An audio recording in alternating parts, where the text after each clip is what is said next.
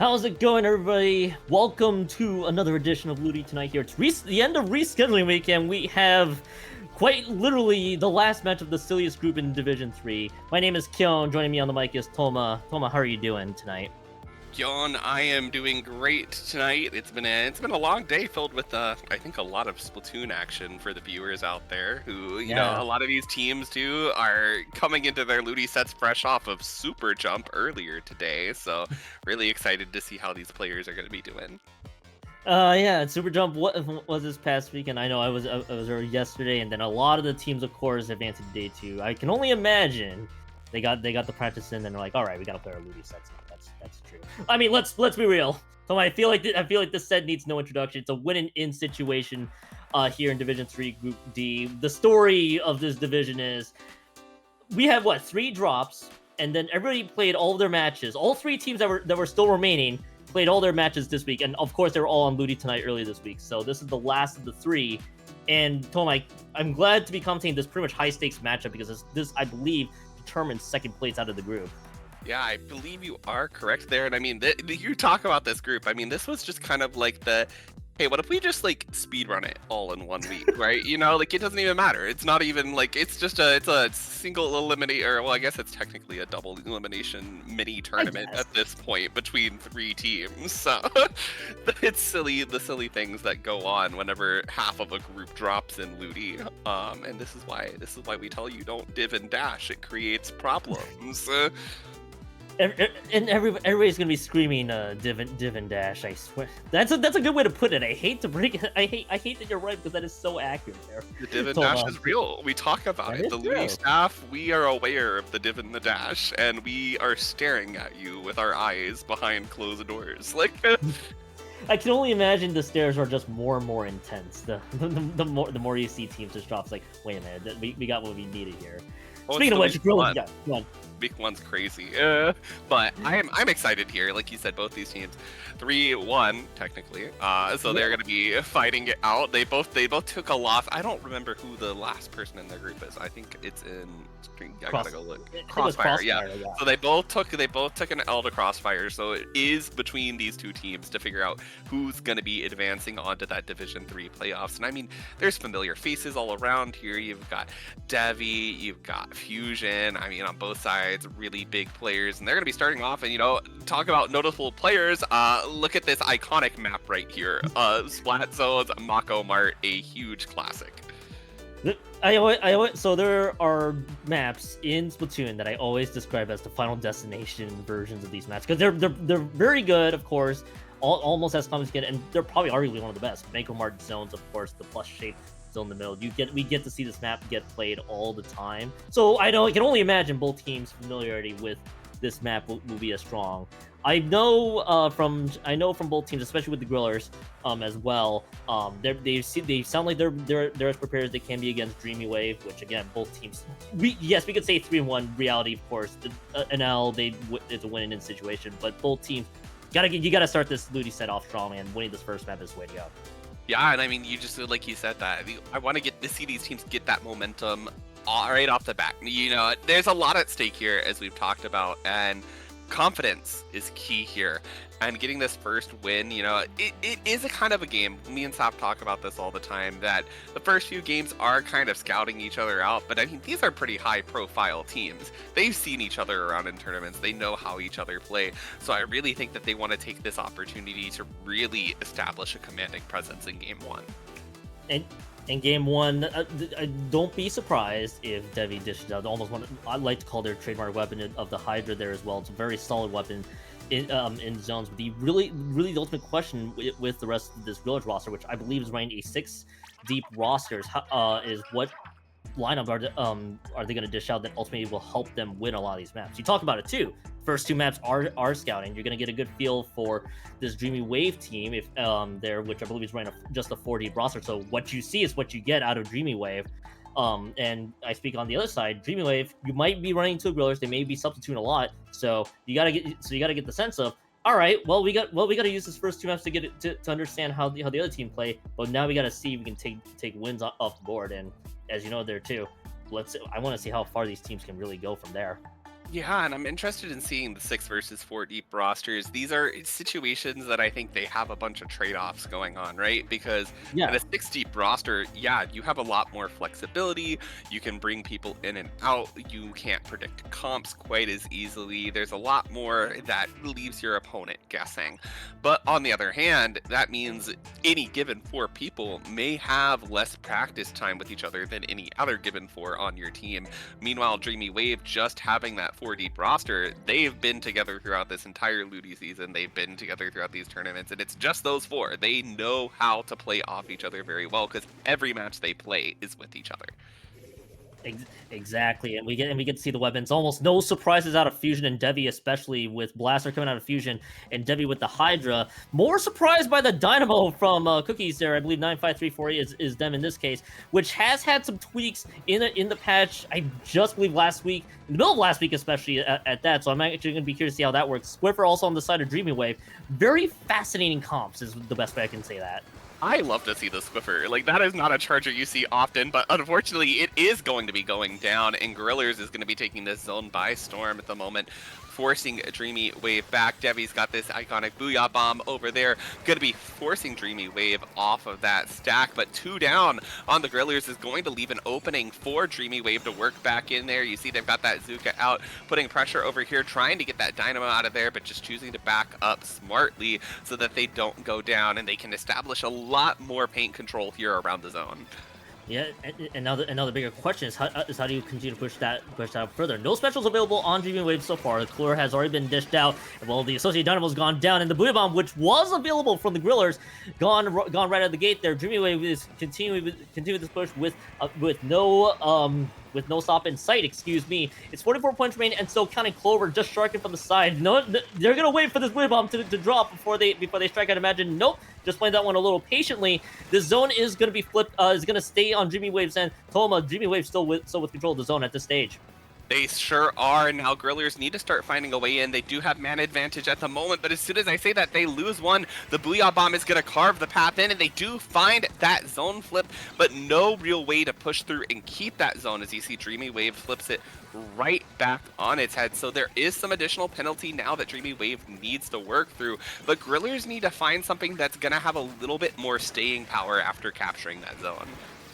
And that's what I'm going to be wondering about, because yes, you get the first cap, but what is the next step? I've talked about it with Nox as well. Is where do you go further from there? Because yeah, you get the zone, but how long can you keep that going for as long as you can?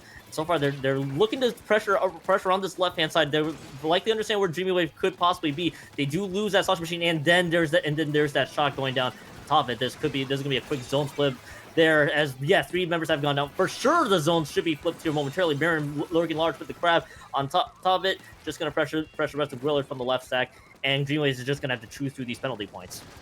Yeah, and now once again you see Fusion there under that ledge, continuing that 3 down on the side of the Grillers, and you have Dreamy Wave just set up on a perfect opportunity here. Look at that, Fusion finding another pick, trying to find another one here onto the shot, forcing them to back up, and all that pressure from Dreamy Wave is just stopping the Grillers from coming into that zone, which is all they need to do right now. They just need to delay it almost through that penalty. The Zuka gonna be coming out from Dreamy Wave, gonna be trying to deter players from moving forward. The Dynamo looking for that zone, but not gonna be able to find it, and Dreamy Wave gonna be clearing that game 1 up.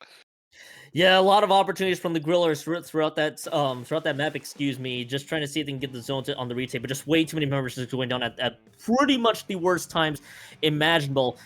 I got the idea there. If I'm not mistaken, Toma, they were running almost a double Booyah Bomb comp with this with the Slosh Machine. Yes, then the replay is gonna forever confirm that one. So they had Devi and that Slosh Machine as well, running double Booyahs, but they just weren't able to get as much pressure as they can. Once again, either dropping at bad moments or just not able to get themselves set up. Dreamy Wave playing opportunistically, trying to zone out Grillers with each go around. We get to see from the highlights just how much this continue to progress on, especially with Dreamy Wave winning that fight with that 3-down situation. Yeah, and you see a lot of pressure that was put there from Marin and fusion there, the combination of that Headit and the blaster that just really would lock things down, especially once the Grillers kind of got caught up on their base and didn't have any choice but to try to start peeking those ledges to be able to find picks, especially on Fusion, who they had to look down at if they wanted to be able to find an angle onto them. And Dreamy Wave just knew exactly how to punish that. Yeah, and now Grillers just some small adjustments. You got the sense with how Dreamy Wave is played there, especially with the Comedy Dash Out, which is of course that range blast from Fusion. Well, Fusion may be expected to play blasters a lot, and then they also saw the Squiffer. So you adjust now a bit to Crab Lake Capital Clan Blitz. Just a mouthful of words to say there, and the Grillers will likely need to make some adjustments here. This is a map that, if I were to say this a handful of patches ago, would have been a very easy Kraken's map, but not anymore. So, good, because Toma, from out of your curiosity's sake, what adjustments do you think Grillers might have to do there? I just think they need to play a little bit more patiently. This is a very notoriously neutral game heavy map, Keon, where teams really have to wait for that perfect moment to push forward.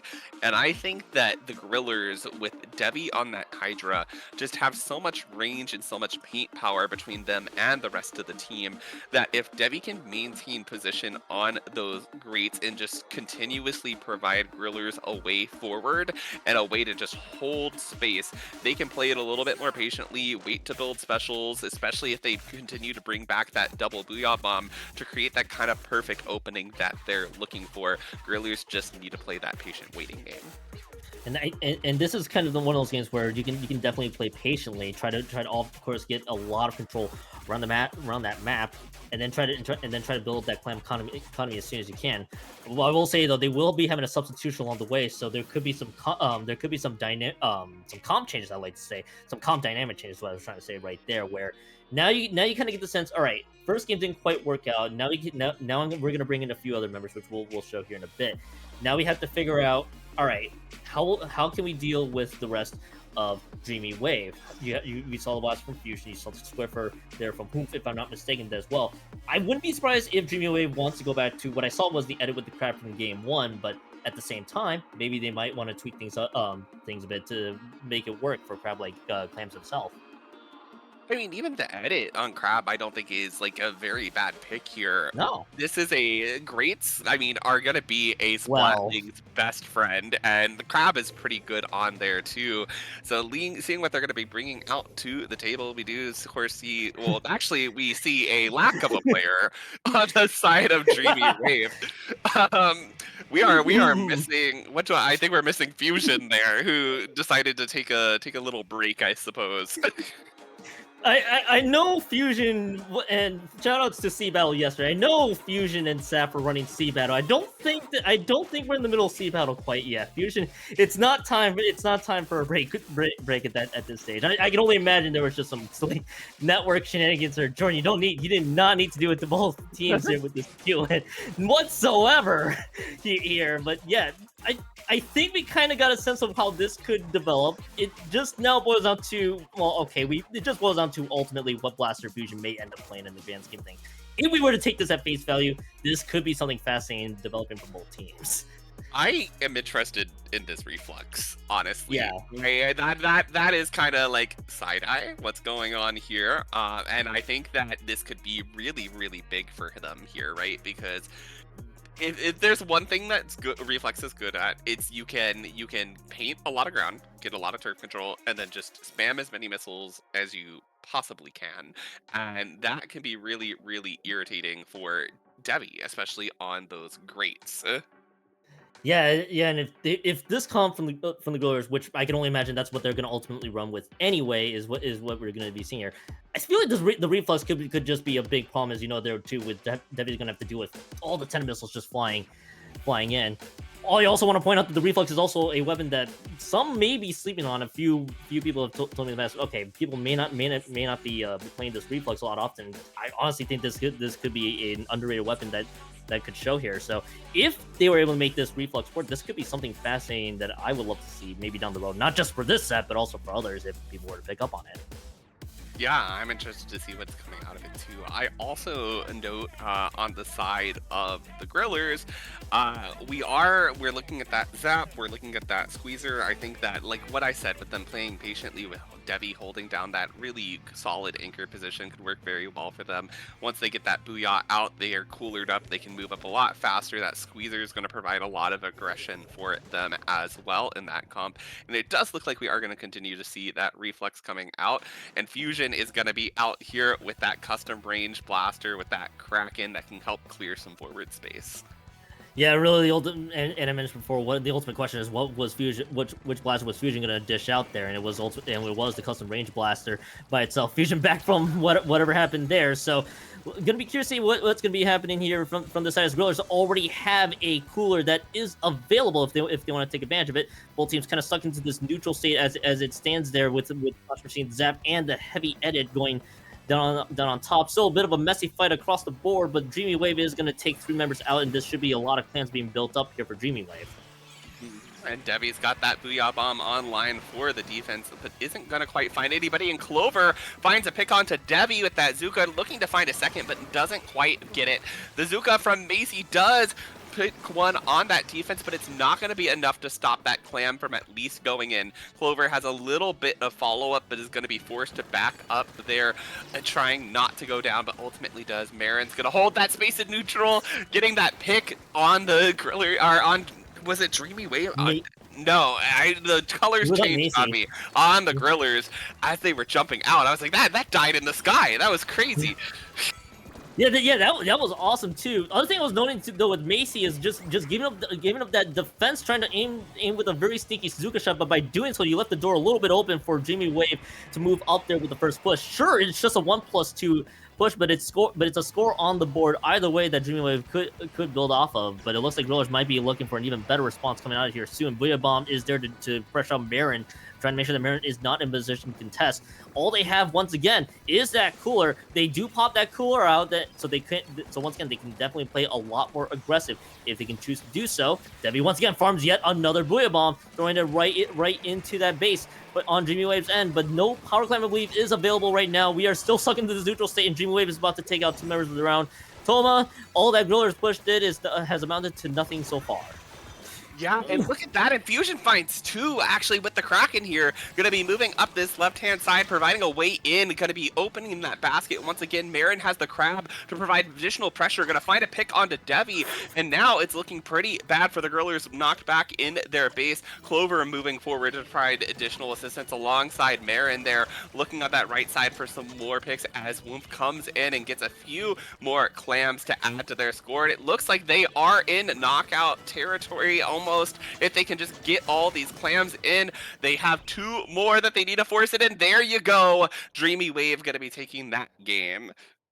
Don't be surprised if you get to see the replay of that Fusion Kraken that pretty much takes out 2 and then just built up all the space in the world for Dreamy Wave to take that score home. And where Fusion was placed was at the perfect time, and also just that 2 down just had to force Grillers even more backwards from their own spawn, as we do get to see from this initial push just how Fusion and Miram were at least trying to position themselves better. There you go. Fusion again, split second, it takes out 2 members right away, and it just opened the floodgates there as well. So with the way that push developed, Dreamy Wave was just not looking back.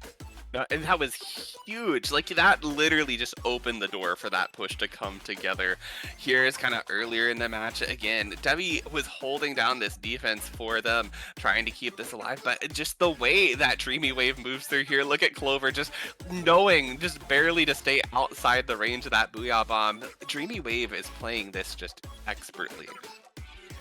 It's just been so well executed across the board, and also credit to how they played as unit here. Yes, this is basically a comp that basically almost is facilitated by the Crab Tank as well, along with the Kraken that Fusion needed to do in order to help pressure them out. Sure, the Zuga is going to help with all the silly picks we're going to see along the way, as we do get to see the final clamps come in for the knockout. But that reflux 10 of missiles was just enough, I'd imagine, to zone out the rest of the Grillers from pushing forward. They had to respect it each time.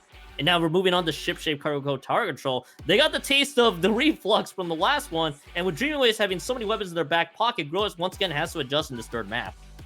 Yeah, I'm interested to see, especially if that reflux doesn't come out of the comp for Dreamy Wave. But and I'll be honest with you, I think it's a pretty good pick here. It worked for them Yeah. there, but like, here's the thing, right? If I'm thinking on this map about some of the hardest places to push, I'm thinking about that second checkpoint because you're just completely surrounded by high defender territory. You can make the jump across if no one's shooting there, no one's dropping a bomb there, but it can be hard to get over there and actually push through and clear that. So one of the ways that you're often looking to clear that is bombs or specials. And you know what's great there is, a range blaster poking over it with some tint missiles coming in. That's going to be clearing off anybody who's trying to stand up there for a defense. And it can make that second checkpoint a lot easier for Dreamy Wave.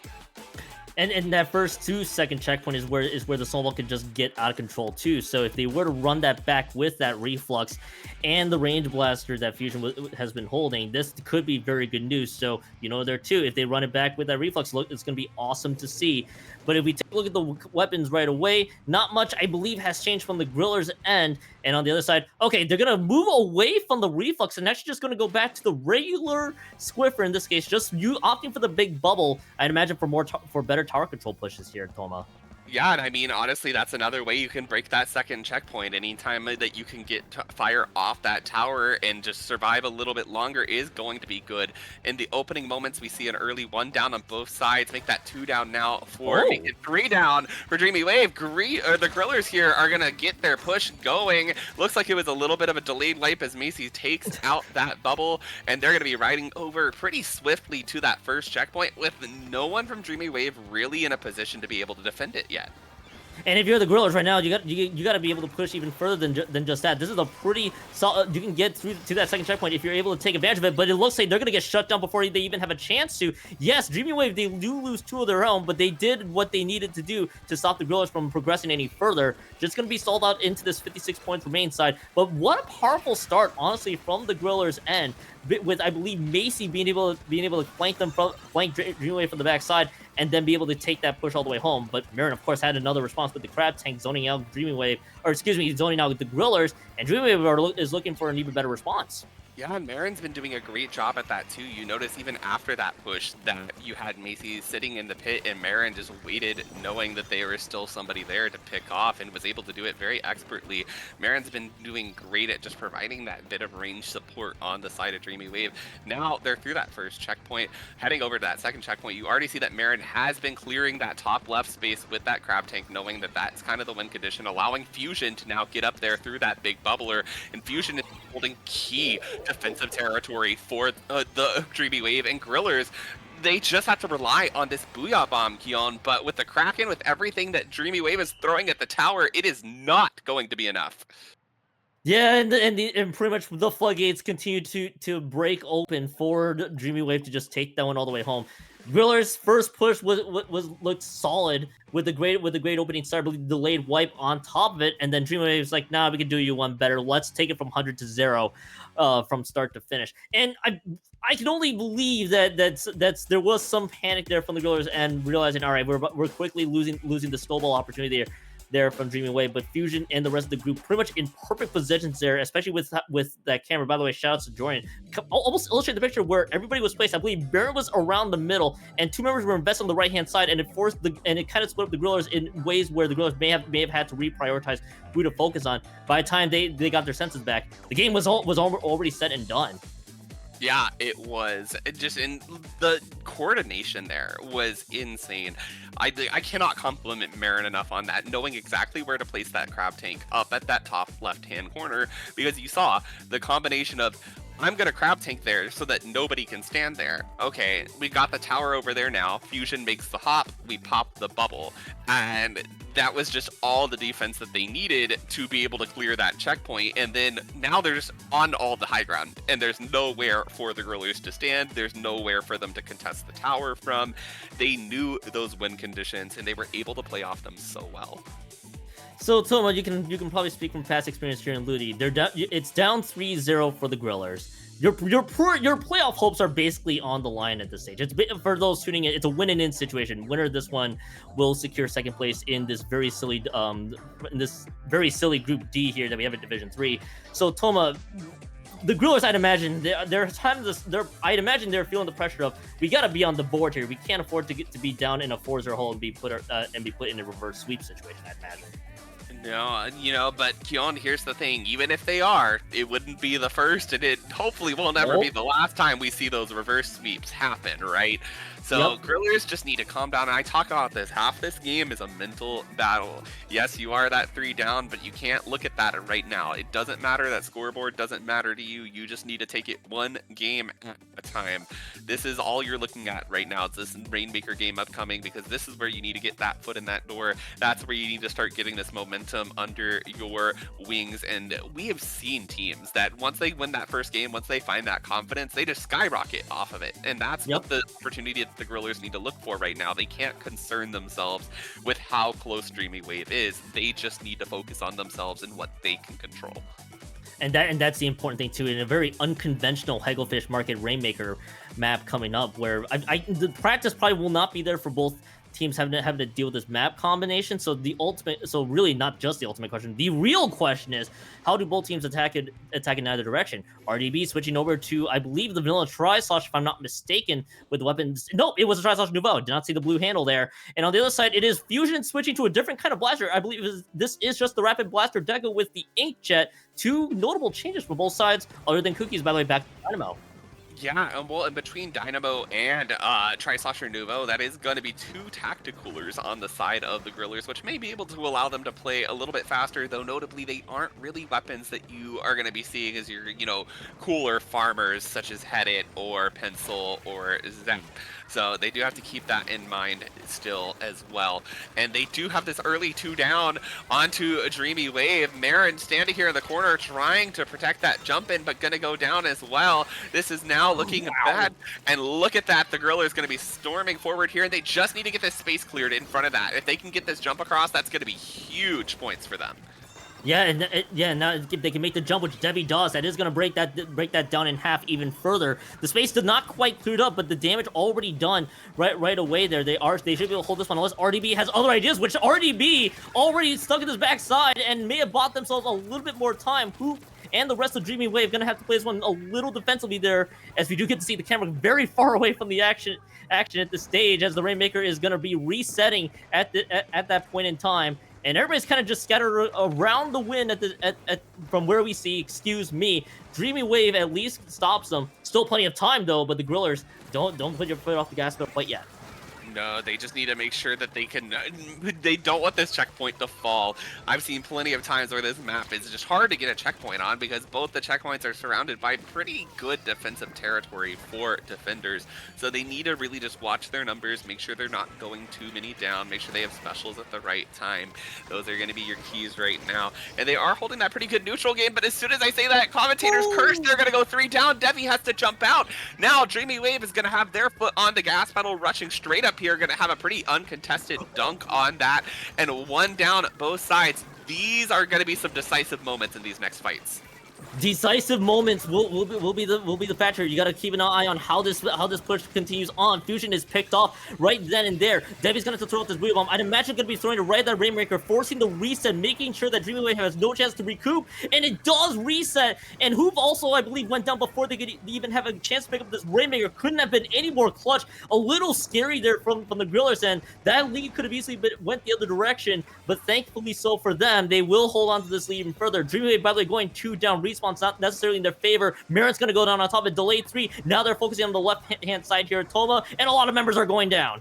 Yes, they are. Just Clover left up. Going to have to contest with that Tri-Slosher. Just picked them now. Looking at that Rainmaker, trying to pick Devi off. Does trade it, but you've got Macy still there on the side, getting a double with the Zuka, just leaving Fusion online. They're going to be able to at least extend their lead here, if not knock out. They're all the way down to 11. Keon, this is a huge moment for the Grillers. Huge moment for the Grillers, but they've lost way too many members in the process there. But the Dynamo's still alive. So is Devi. They're still lurking large. Devi's gonna get 2 more points on the board. It's 2 members. Spyway still down. Fusion and Marin still there to help protect the rest of the group on defense. And they do pop this claw off. They can still afford to play a little bit more aggressive. They knowing that the quick respawns are going to happen. Grillers are still trying to go with any fight to keep this Rainmaker in that side. Whoom's like, nah, we've had enough of this. We're gonna hold it on to our own. They are able to extend this lead down to 9 points remain. Now slightly within comfortable territory here for the Grillers here, Toma. Yeah, and gosh, what a beautiful push there from the Gorillas. And you see this Rainmaker still very much so on Dreamy Wave's side of the map. They are going to eventually drop it down there on the side, trying to get back into mid. But losing Marin there is going to be huge for the Gorillas as they just continue to struggle to find their way out on this map. 1 minute left in this game, and Keon, Dreamy Wave has quite a push ahead of them to take the lead. Quite a push ahead of them, but still, we have seen from Dreamy Wave before, they are able to win a lot of fights, and they're able to take full advantage of it each go around. I'd imagine, just look out for how Marin and Fusion just goes and plays at the stage. Clover is also gonna be the one that may have a Zuka at the ready whenever they can take advantage. So you still gotta look out on both sides of the map if you are the Grillers. Dreamy Wave is still gonna go to 1 down. Now, here's the other thing too. Who is also the one holding this Rainmaker? The timer is gonna be key here. I believe they may just be short of the marker in terms of how much time they have left on the clocks back at the stage, but it doesn't matter. They're gonna go down. So if the Grillers is able to defend this Rainmaker with very well here, Toma, that should be it, and they might be able to. They just gotta pick it up.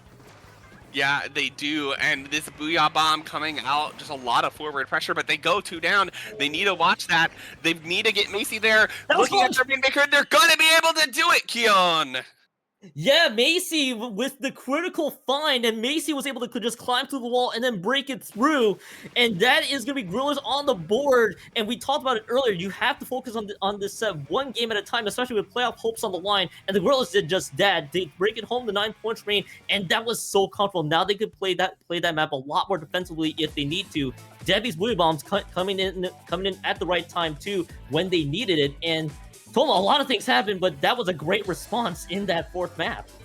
Yeah, it absolutely was. I mean, the Grillers just played that beautifully. Here we see that replay when they're up here on the side. Clover trying to stop it, but look at that. I mean, you just have Macy there to trade, and then a huge Zuka double there. Really is kind of what pulled this all together as far as like continuing that push, because Keon, they were just in Dreamy Wave's base for so long. They burned so much time off that timer, just sitting there continuing to push it point by point by point. Unsung hero, by the way, even though RDB may have gotten picked off in a moment where I thought Dreamwave could even swing into, they were able to hold this one back. And RDB kind of pretty much built the space they needed in order to make this one happen. In fact, I called out RDB's name, just still lurking on the backside, which forced Dreamwave to actually be super invested on that defense. And just the amount of time that Dreamwave had to spend just to focus on RDB was the big thing. And yeah, we saw that pick from Macy onto Hoop. It was pretty much the game-winning find there, because we saw Grillers were in a 2-down situation, and I believe Debbie was the only one left back up, so that could have gotten scary there. But Macy held their ground, and now Grillers on the board. You got one more map at a time for the Grillers, and Dreamwave just trying to find themselves back on track. Barnacle and Dime is game 5. Yes, it is, and I mean, this is another game, Keon, where things can just flip on their head in an instant as far as just getting locked out or locking the opponent out. I mean, we saw just earlier today in Super Jump in Grand Finals, we saw a push to 1, and then it got flipped on its head, and then just got the 0 to 100 right back on them. It was the craziest thing. If you weren't there, you got to go back and watch that set. It was incredible, but it just shows what kind of power a good lockout has on this map, and whatever team can find that is going to be standing quite strong. I feel like we've seen... Okay, so Rainmaker tends to play a little bit differently with lockouts anyway, because the mode itself fundamentally is a little bit tricky for that. We saw Dreamy Wave from map 1 able to get the KO right away, and they know how to play the lockouts pretty well, especially in the tower control map that we saw in Ship Shape. So Dreamy Wave, this could be a chance for them to fight back, as those are... Sorry, apologies there, Toma. I was not ready for the weapons I was seeing there. The Anaki Nova and the Gold Dynamo from the Grillers making its appearance. Yeah, this is crazy right now coming out. I mean, the super jumps, then I mean, I love to see it. These are some fun weapons. They are not what you would expect to see right now. But who knows? Maybe we'll see what they're cooking coming out here. But right now it's gonna be Dreamy Wave that gets that early cap on that zone. But they've got to watch out for the Dynamo. Do they know that it's back here, causing havoc? Look at these chumps coming out. They're gonna find that zone flip. Maybe are they gonna explode? There it goes. I was like, I think it's gonna cap. I was like. I was waiting for the timer for when the super chumps were going to explode, and hey, there's the cap for the grillers. And I actually kind of like this idea, by the way, from the grillers too, because that's a lot of pain from the Anakinova with range. Yes, it's not going to slay as much, but the slaying's going to have to come from the Inkjet. So Devi's usage of that Inkjet is going to be key. Gold Dynamo. We know the Dynamo tweaks happened in the middle of last week. Gold Dynamo is one of the many few, along with the super chumps. Could be a lot of pressure. Speaking of Devi, called out Devi's name. Can Devi deliver that Inkjet? It was able to get one pick just earlier, and the rest of Dreamwave is kind of just playing to this right-hand side, and the grillers are doing a great job of forcing Dreamwave back. Yes, they are, but look at this. Now Fusion finding a way in with that Kraken. They need to get some paint on this zone, though, with 24 counts remaining.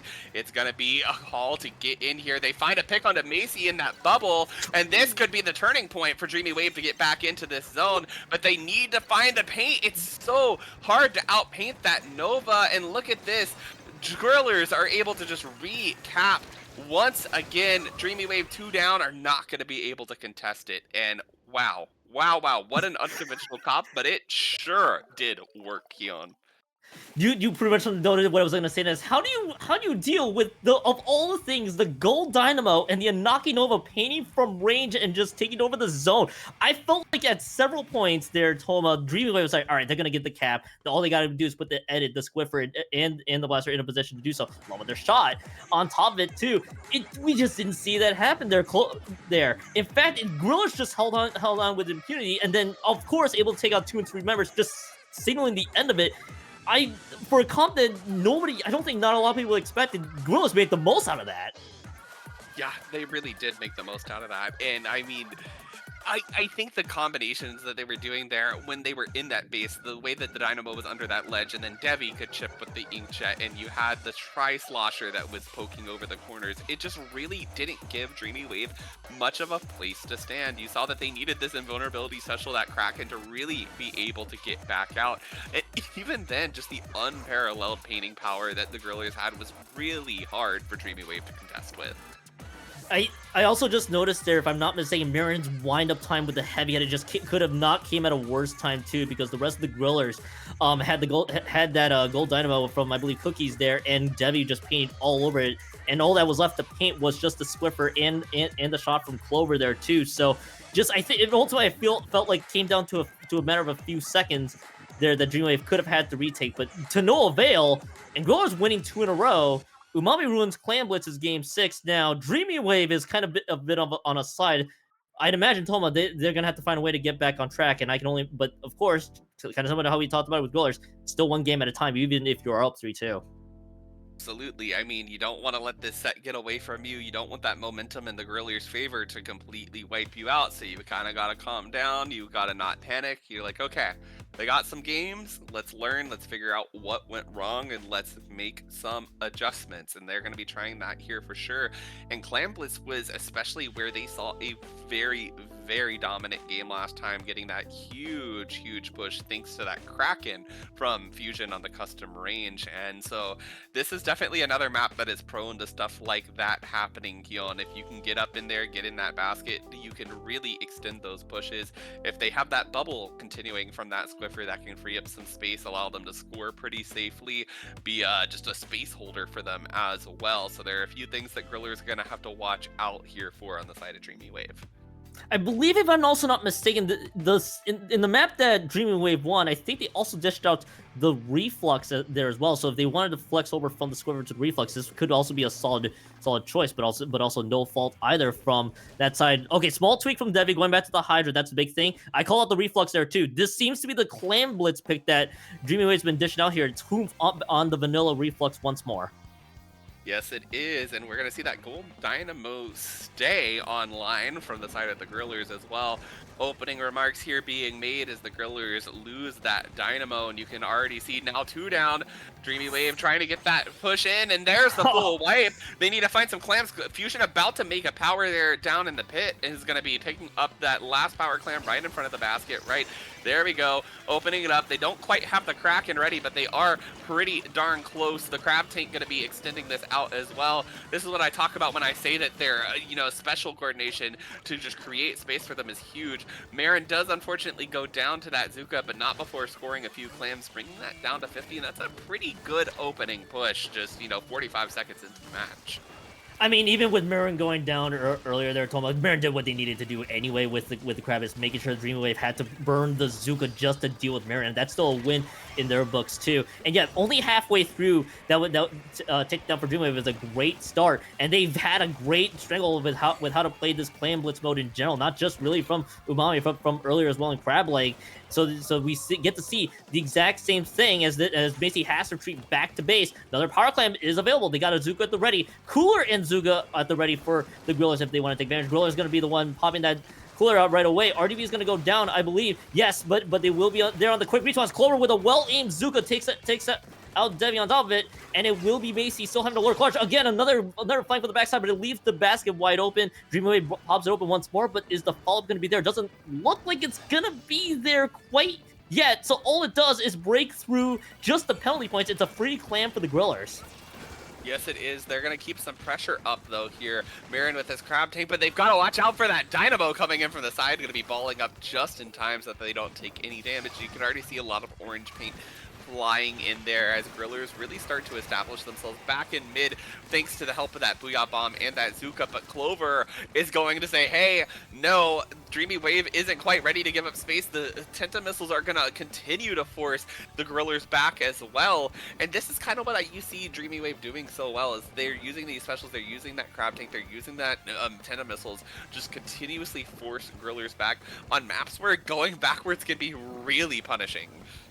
Then that's gonna be the thing here too, because we get to see Dreamy Wave as well with the way they've been playing this comp to perfection.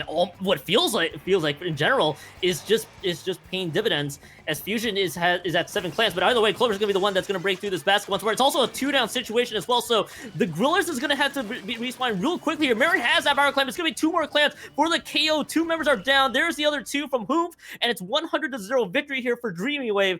Dreamy Wave is gonna be up 4-2. Not just that, it's match point for Dreamy Wave and a possible playoff berth on the line now for Dreamy Wave with 1 map to go. Keon, and they are showing why that is their Clam Blitz comp. But the way that they use those specials to engage with the Grillers is just absolutely incredible. You have the Tenta missiles, it forces them back. You have that, or use those missiles to get Marin into a good position. Then Marin pops a Crab Tank, it forces everybody further back. And then you have Whoomp and Fusion. Fusion can run forward, get picks with the blaster. Whoomp has clams on board. Fusion usually has a clam on board. Here we see, like, this is what I'm talking about. Fusion just looking at those ledges, trying to stop people. Marin is continuing to just get that pressure back there, looking at Macy, trying to get some picks out, and they can just all use it so well. Clover was able to move up in the cover of that crab to find picks as well. They all play off each other's specials and strengths so well in this comp. It's a great thing you know too about that comp, because it punishes you very hard for going backwards. When you see the Tenta missiles, you're gonna have instinct is you just have to run back or be spread around a bit. At the same time, you gotta deal with the crab. All right, now we still can't move forward. Oh, by the way, Fusion's there with the blaster, also with the Kraken. We gotta go backwards a bit, and then of course, if needed, the Zuka to make sure that has to be respected on top. This was the ultimate. Yeah, we're gonna push you further and further back. We're gonna make sure you don't get a chance to build up your clams on top of it, and the rest of that group just played that so well, as you noted. It's just great special coordination, just great idea with using the reflux in clams. We now have to go back to the classic here in Inkblot Art Academy tower control, and for Grillers, it's pretty much now do or die situation at this stage. Lose and you're out from here. So Grillers is gonna have to now face prospect of basically win the next 3 to take this one home. Toma, again, we talk about mental game. You gotta stay on your toes and still focus on one game at a time. But how do you deal with the rest of Dreamy Wave from here, Toma?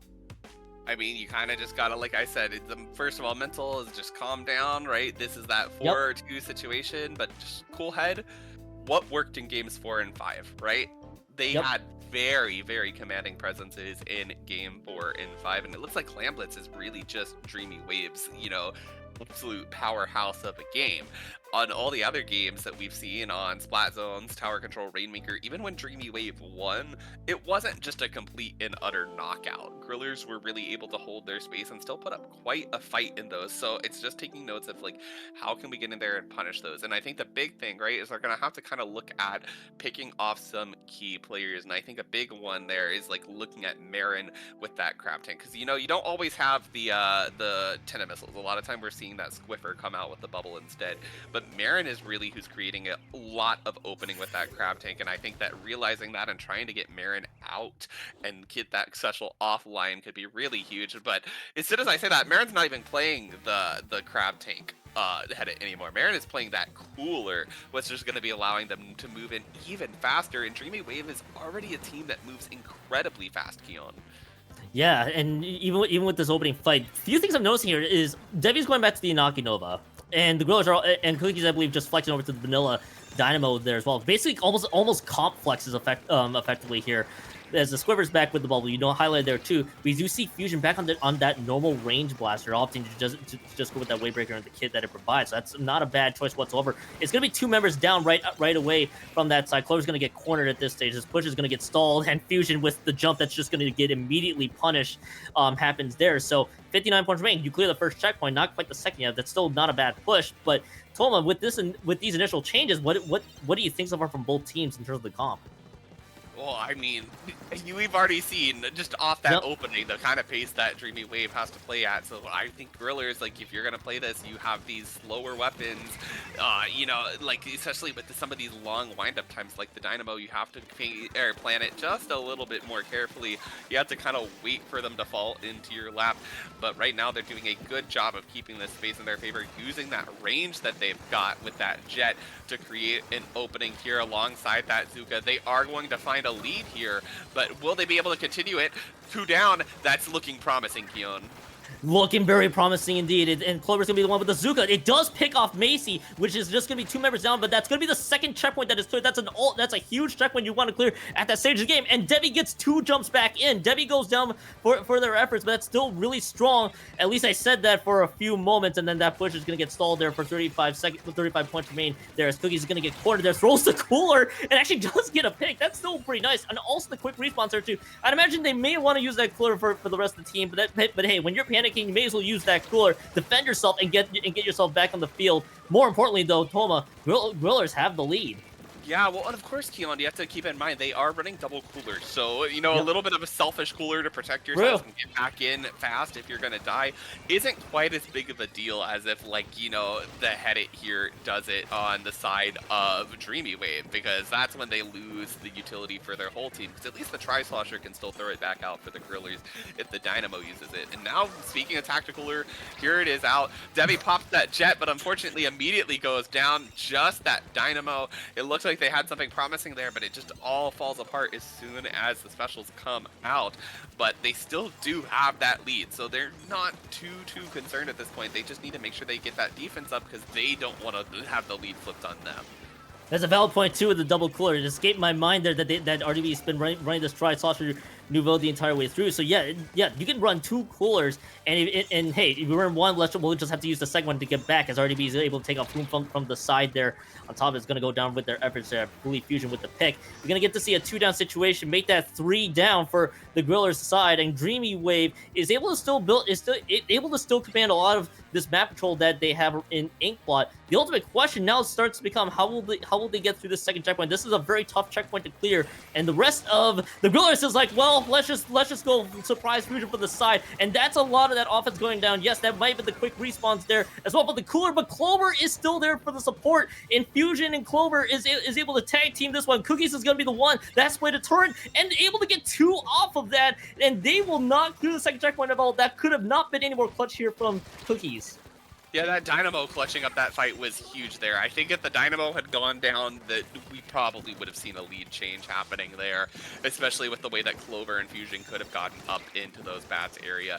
Now, you know, Dreamy Wave, they just need to kind of slow it down. I see them running kind of face first sometimes into these Inkjets when they really can't be affording to do that. They continue to take trades in these kind of vital moments with about 50 seconds remaining, and they need to keep numbers advantage at all costs. Like right now, the tower's being rushed. You need to make sure that you prioritize staying alive if you want to get a push together. 2 down now, though. This is looking good. If they can get Fusion up here in this bats, this could potentially spell disaster for the Grillers. They need to make sure to win these fights, though. And that Dynamo, that's someone that they want to look at, especially with the Inkjet coming out. That's going to be a dangerous combination.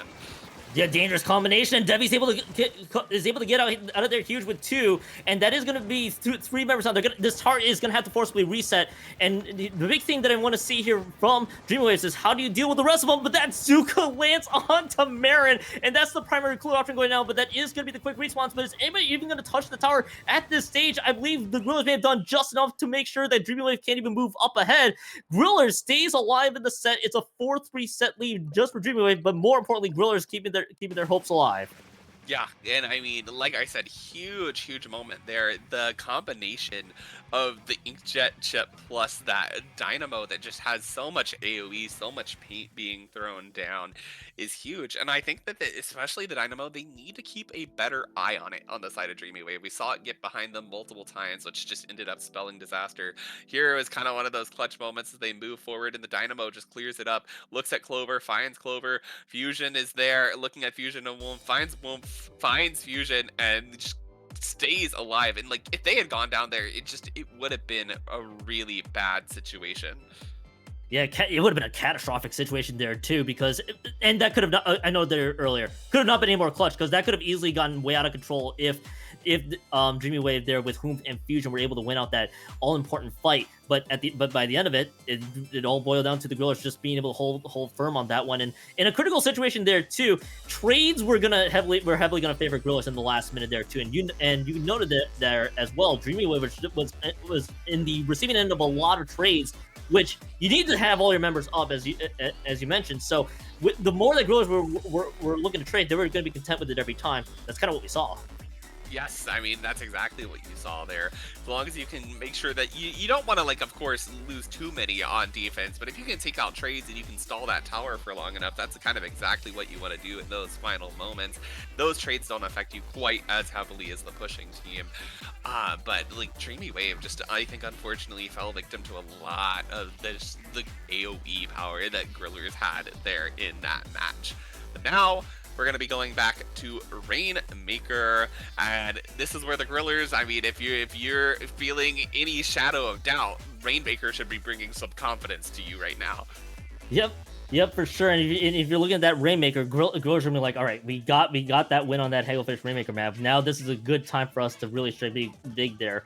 As, hey, they won that Hagelfish Market Rainmaker with each. Now, I like to lend the argument that that's an uncommon map. Both teams have played a lot of scored Rainmaker. I can only imagine in many different times in the past. So that's going to be the big thing I would like to see, is how does Dreamwave deal with the Grillers, especially in this mode where they got the best of them in that other side. I also want to put a footnote here, Tom, before I forget. Apparently, I got my name's identification wrong, and that's what I get for having wrong information the entire time. I've been told that Tiger's actually on the Dyna and Cookie's the shot, which is news to me. So they're going to put that footnote out there if I've been crediting people wrong. And I'm also taking more footnotes here. That's a Bloblobber in the Bloblobber Deco. Okay, I was like, I didn't want to say anything because I'm like, I don't want to seem foolish, and like they didn't bring it out last Rainmaker game, but I was like, I want them to bring back this Reflex. This Reflex has done so well for them, and that's exactly what they do. And this is Scorched Gorge is a map where you can't get pushed back. If you get pushed back and they can just run up that ramp, it can be catastrophic for them. So this is huge for them, and we're definitely in uncharted territory with that Bloblobber on the side of the Grillers to see what they're going to be bringing out. Right now, it looks like Dreamy Wave takes early control of that Rainmaker, but the Kraken trying to shut it down. The Kraken misses, but it doesn't matter because the Rainmaker goes down anyways, and the Bloblobber finding another pick. This is huge there for the Grillers. That was very nice for the Grillers there too. And yeah, I was getting too distracted with the blah blah projectile. You made a very good point. That reflux coming back will be very nice for Dreamwave to bring out that pressure. You uncharted territory there though. We don't normally see this weapon. I think the last time I saw this weapon, if I'm not mistaken, was probably during a set bet in Riptide 2023. So it's been a long time, and it has that Kraken to help build up the space if they need to do so. They're gonna get caught by the Zuka. I believe we are in a 99-99 tie at this stage. 2 members are down, by the way, on the Grillers end, and it is gonna be Fusion popping the Kraken and to make sure that Grillers cannot advance forward. Yeah, and Fusion finding a pick there, a Kraken battle coming out there as the other Kraken chases Fusion as they, come out of that Kraken to pick them off. And now they're going to be waiting here for that moment. They're going to be trying to pop that Rainmaker. It looks like it is going to go maybe in Grillers' favor, but as soon as I say that, it looks like they're going to lose some people, and it will actually go over to Dreamy Wave. The Inkjet picking off the off. That's huge, Devi. Okay, I see what you're cooking. I think we're both having views of, all right, Debbie, I think we see you. We know you can play Inkjet now. You don't need to prove us wrong any further. And this Rainmaker is stuck where it stands for 2 minutes into the match. I don't think it feels like it's been a while since I've seen this Rainmaker be stuck in with the score line that I see right now. Really could go down to a game of benches, as there's a lot of movement from the Grillers, but they do go 2 down. And Dreamy Wave is in really good position here to pick up this Rainmaker, and of course they should be able to get lead here momentarily, unless this Kraken has other ideas there. But the Rainmaker's been dropped, and they were taking it to the left hand side. It's 85 points remaining. It is a lead by its name, but not a huge one at that. Did we just okay? Was it the point marker or was it the inkjet? I've got to know. Like, I thought it was the line marker, and then we cut to an inkjet, so I'm like, oh, maybe not.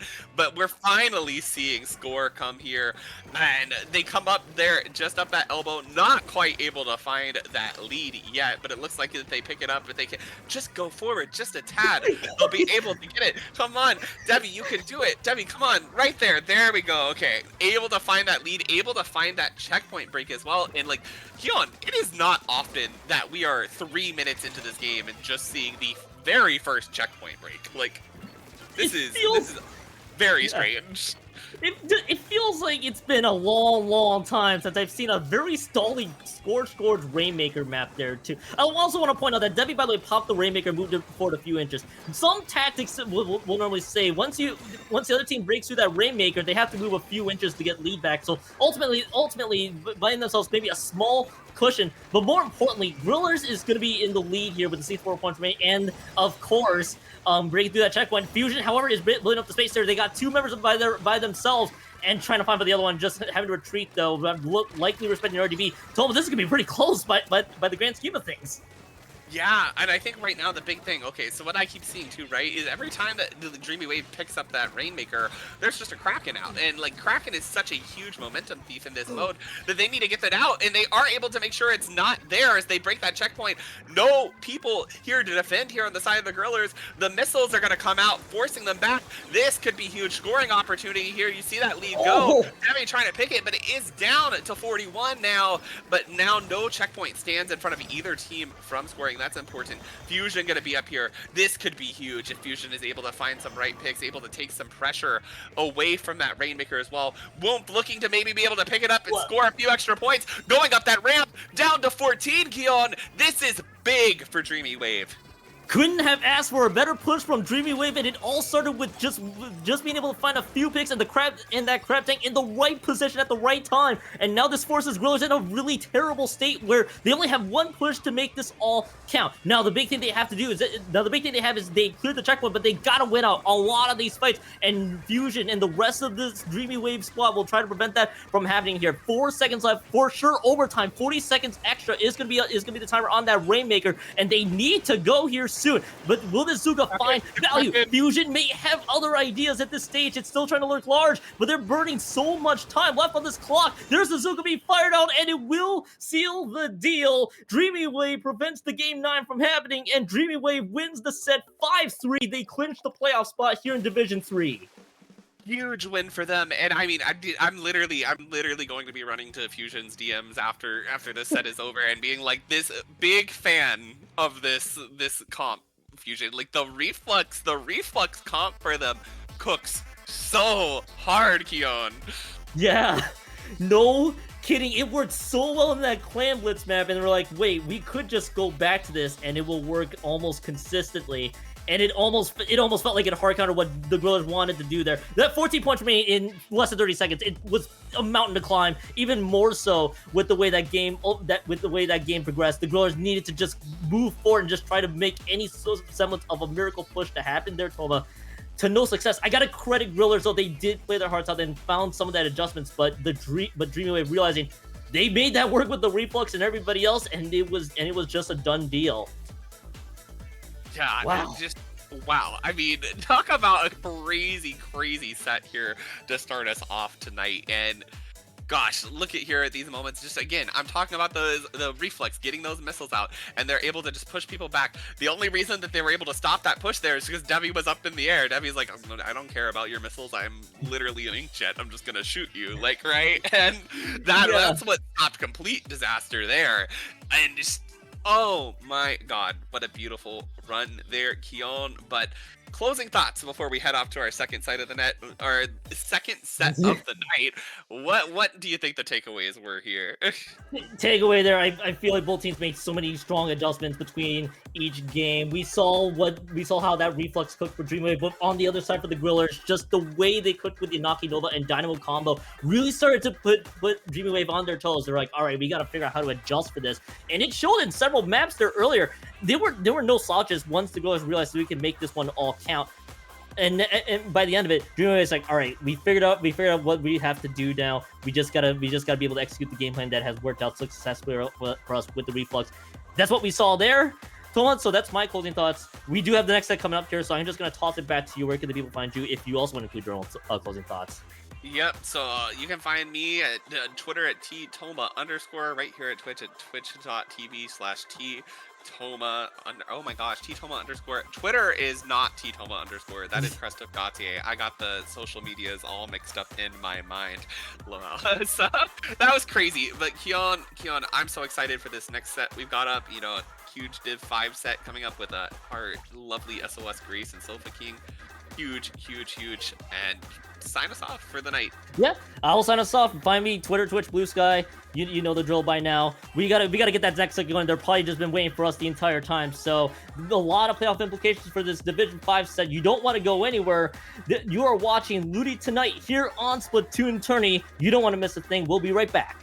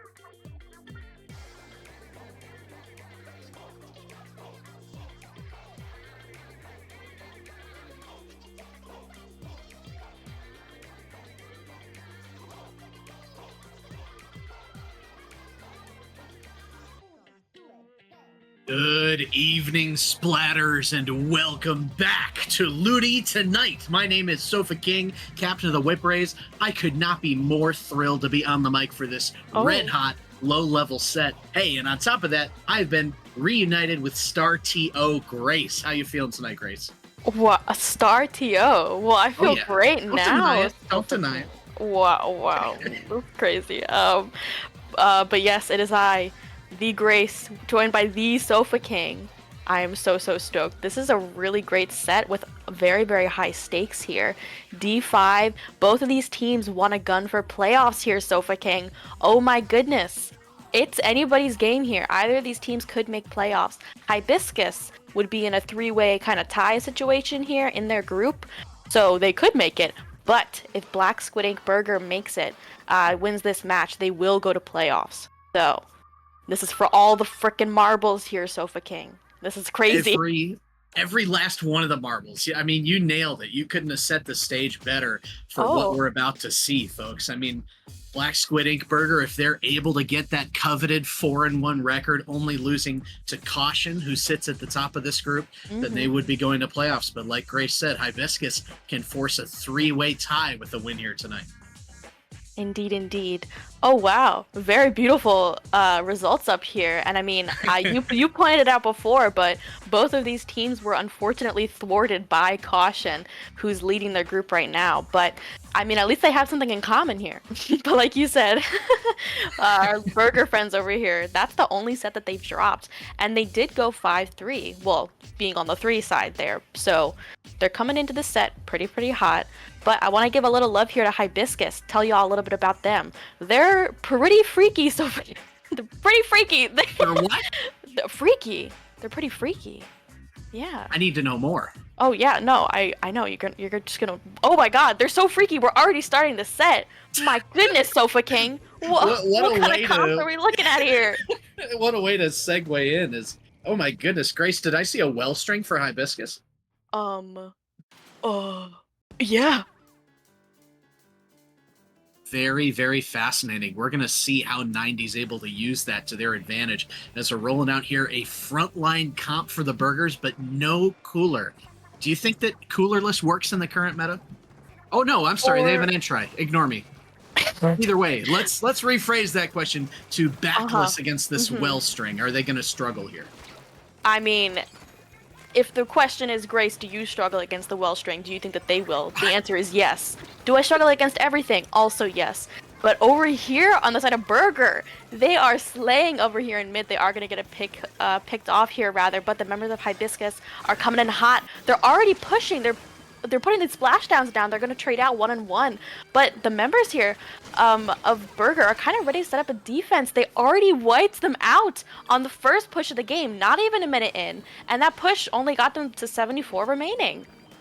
Yeah, I mean, Hibiscus really did not get too much off of that at all. We saw the Burgers kind of able to pinch and come from separate angles using the roller to kind of deter people the other way. And now they are ready to score, but Take is going to get kind of stuffed towards the basket. Another ball coming in, and 2 more picks for Hibiscus. We're seeing great defense on either side. Who wipes? Not even 2 minutes in here, Sofa. Literally, what is happening? These teams are really nicely matched here. I like the comps. I like the power coming into this. They already have a power clam up, and they're ready on the side of Hibiscus. Oh, but their shot's going to go down. That's going to be so huge for the members of Burger to be able to push back into mid, get some control back. But that well string on top mid, you got to get rid of them here. They have so much pressure, so much paint, and just so much chip damage to help their teammates get some picks. And get picks they do with their shot going down. Arwen's trying to score, but they are going to get picked off. I mean, their splashdown's going to go down, but the members of Hibiscus weren't quite ready for that push just yet, and it's still kind of a stalemate in mid. Nobody's going to score quite yet. Yeah, you said it. Paint is the key word here, as Hibiscus is able to get a lot of it as a double in their favor. Madside's going to get pinched up here in the front, getting a nice trade, but you're already in pretty heavy disadvantage. A long wipe for the Burgers. Hibiscus has a nice score there, and our next question is going to be how far down can they get those points? Indeed, and it's going to be all about the lockout here, locking out the members of Burger so that your teammates can go back and get some more clams, but they came down here on their defense pretty tough. The members of Hibiscus aren't able to get any more clams in. They do have up to 55 remaining, which is nice, but I mean, if you're going into this, you're going to kind of want some more points on the board. They're coolered up, though, already here, Sofa. They want to defend mid. That Zuka's going to come out, not quite finding a pick just yet, not any pick, and the roller is going to go down in the process, which is going to be so huge. And letting Hibiscus come back into mid, though. Their shot is going to go down for the time being, but the members of Burger are still trying to get some more clams. They don't have a ball quite yet to make a push, and the members of Hibiscus are ready here. They have a special online for this push from Burger. Yeah, they're looking to try and flip a fight in neutral, which they are able to do, getting one. Lil Whip, it's going to be taken down as part of a double with that splashdown as Ravioli up towards the front has to scamper back. I don't think they see Take behind them, though. They could get a nice pinch with the roller here. Trying to find one. Can't. Oh, my gosh, a nice pinch there. But if you're Black Squid Ink Burger, you got to be thinking 90 seconds left. We got to stop the trades here. Exactly. And I mean, the members of Hibiscus, though, are going to be really happy getting these trades. They're like, as long as they're not pushing up onto us, we're fine that we're not making any pushes happen quite yet. But the members of Squid Ink Burger are not happy. They're coming in, but they have this hammer ready here from the well string on Hibiscus. Are they going to be able to pop it and try to get their push stomped out? They have a lot of clams coming in here onto the side of Burger. They're getting a lot, and they get the lead here, Sofa King, which is so huge. There's 2 members down on Hibiscus, which means that they're going to be able to score even more clams. 44 remaining. It's a 3-down situation on the side of Hibiscus, and they're going to be able to keep scoring more clams in, and they are all the way down to 26 remaining. There's more clams coming out.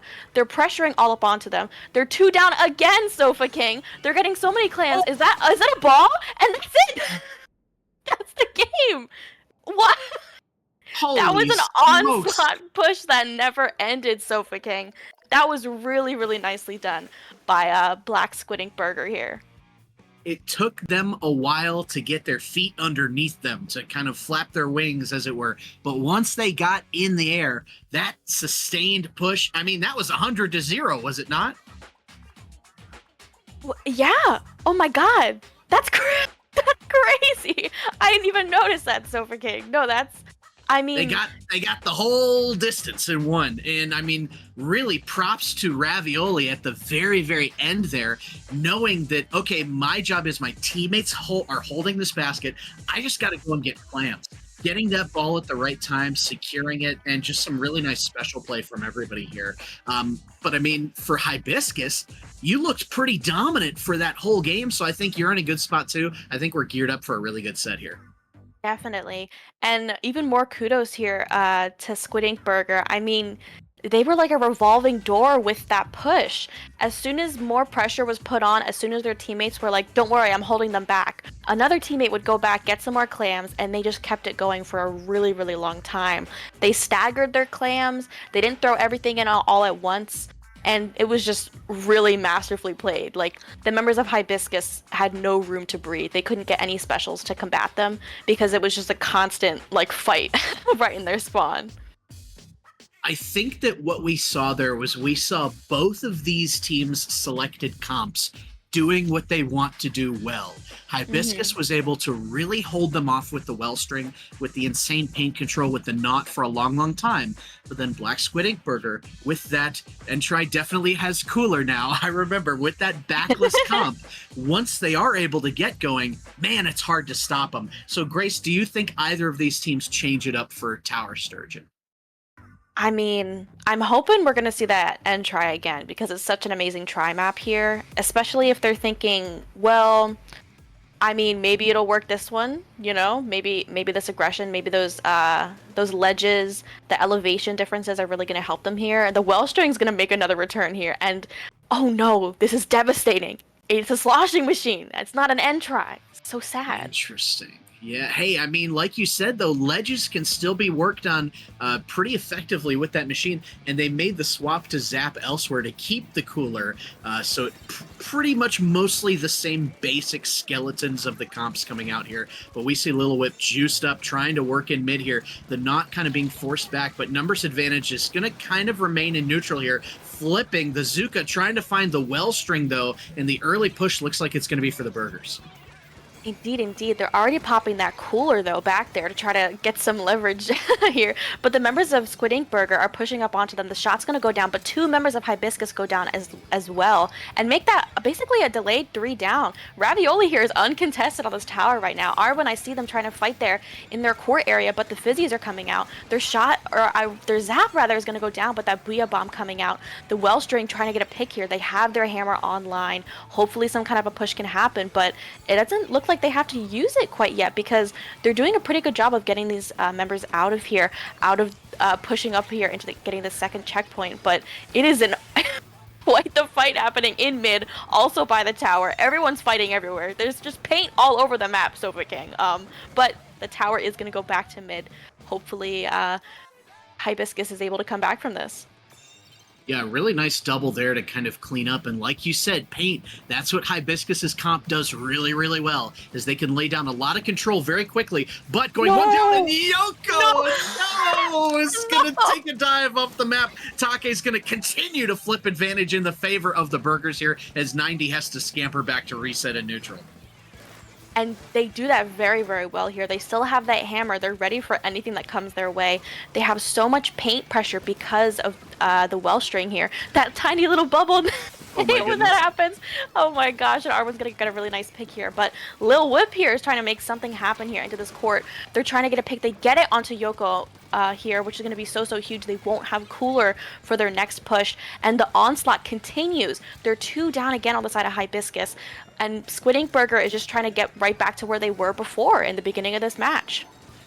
They're coolered up. There's a Booyah that's about to come out. They're going to break this checkpoint very shortly here. Remember, there are only 2 checkpoints on Sturgeon. It's broken. This tower's in the final area here, but a lot of blue coming in here, helped by the Zuka, is going to be able to clear out the Burgers. 12, Grace, is their points. Is that enough to win the game? I mean, who knows on TC Sturgeon? It can be a huge bloodbath, ink bath, if I may. depending on how it goes here. But we see 90 here riding this tower. The Zuka's going to come out trying to get them off, successfully doing so. The members of Squid Ink Burger are not going to let this lead go easily. They're trying to keep mid here. I see they're trying to farm up their specials. The roller's going to go down, but trading out with their Zap, with that cooler player. So huge, getting a huge pick here onto Ravioli. Wow. And that is a wipe for Hibiscus on the side of Squid Ink Burger. That's going to be so huge in setting up their push here. They're going to be able to get onto window. They're going to be able to push up. They have this hammer ready. They're coolered up. And this is going to be a monstrous push. I think so. Sofa King.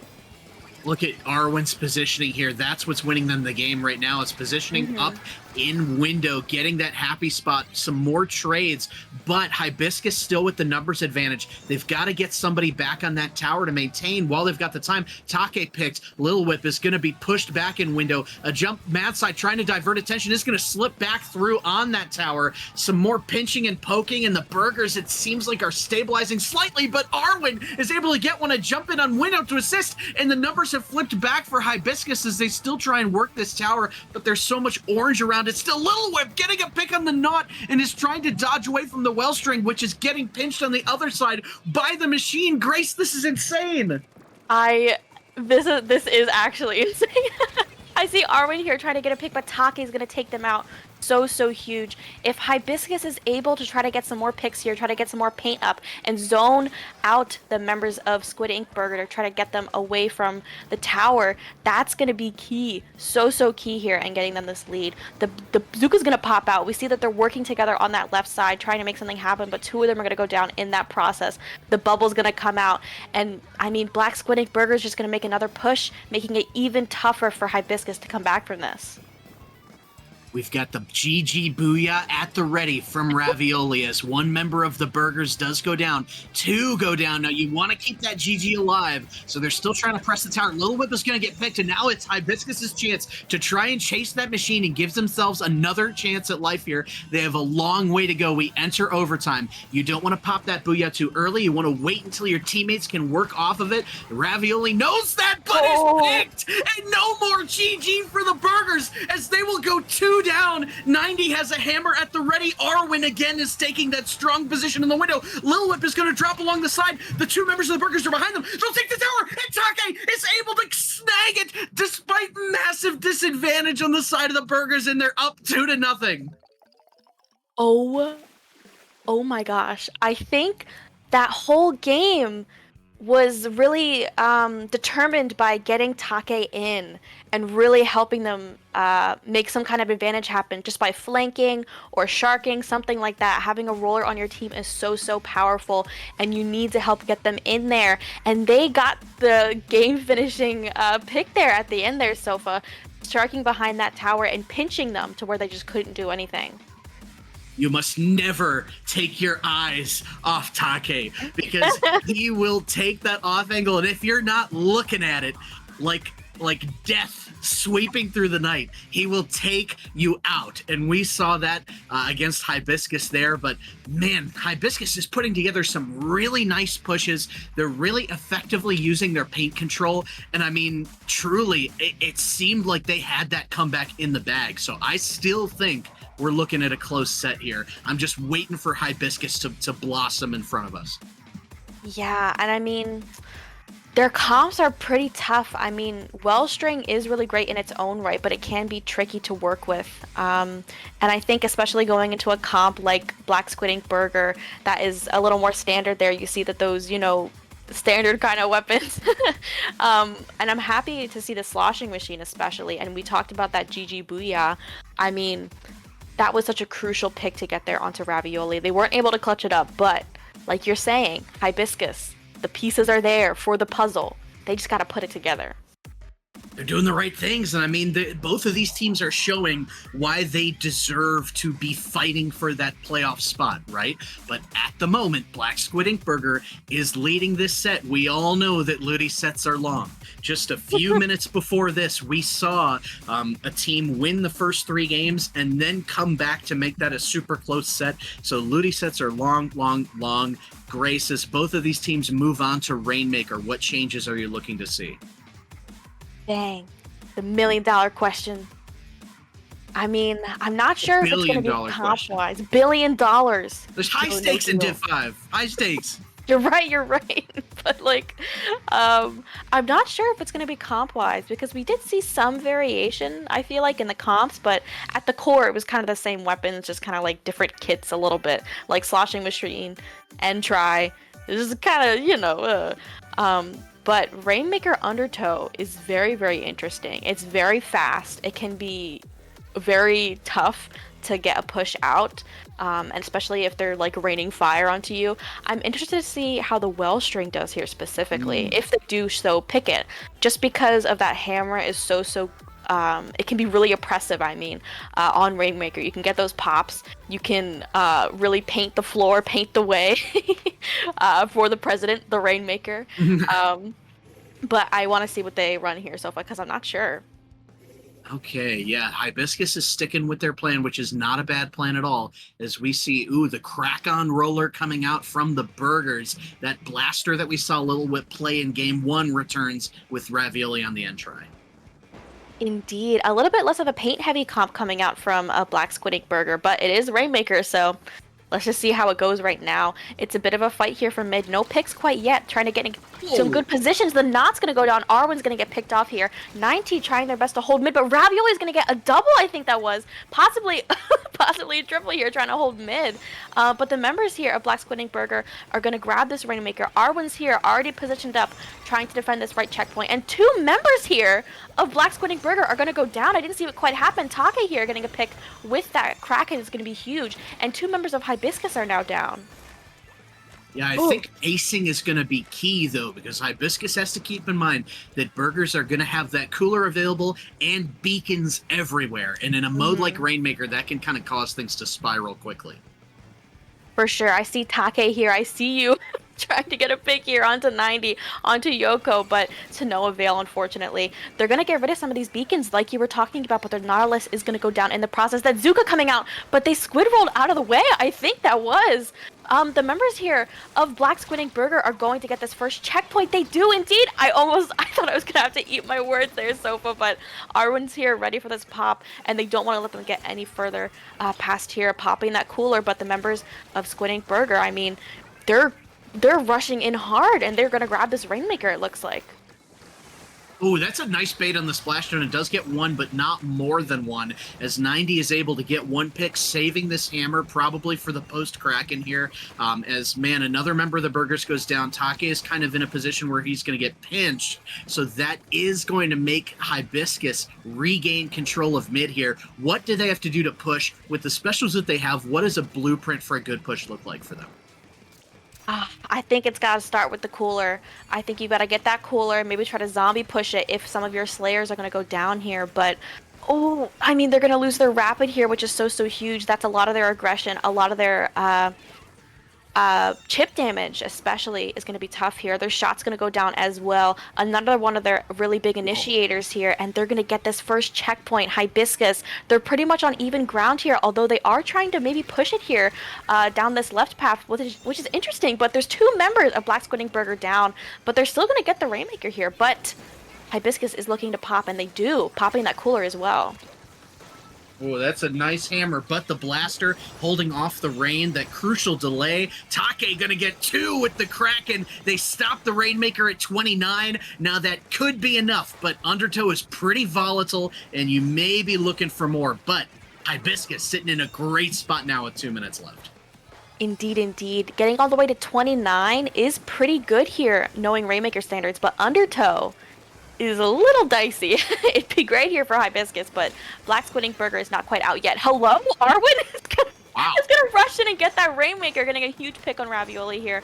They are 1-1 right now, which is gonna help a little bit even the playing field, but Lil Whip here on this Inkjet trying to find some kind of a pick, but the members of Hibiscus are playing it safe. They are keeping mid control, but they are not gonna overextend and get picked off by anyone quite yet. Okay, with another Kraken that we've seen able to grill him up multiple times, but the Burgers will go 2 down, 3 down, and it looks like Take's the last one. Caught out here is the Kraken, looking to find Verde, oh my goodness, finds Verde, traded out though, and if your Burgers, kind of the same situations we were talking about in that Clamblitz game before they got going, you gotta stop looking for trades here in the final minute. It's got to be all about the positions that you can get into here to try to help your team, try to help that Rainmaker, and you need to make a game-winning push here if you're on the side of Black Squid Ink Burger. But 2 members here of Hibiscus are going to go down. Make that 2 members also on the side of Squid Ink Burger. It's going to be very unfortunate. We see Madsky here trying to get some kind of a pick going, getting a pick onto Yoko. They're going to Zuka and then get the Rainmaker, getting a huge triple.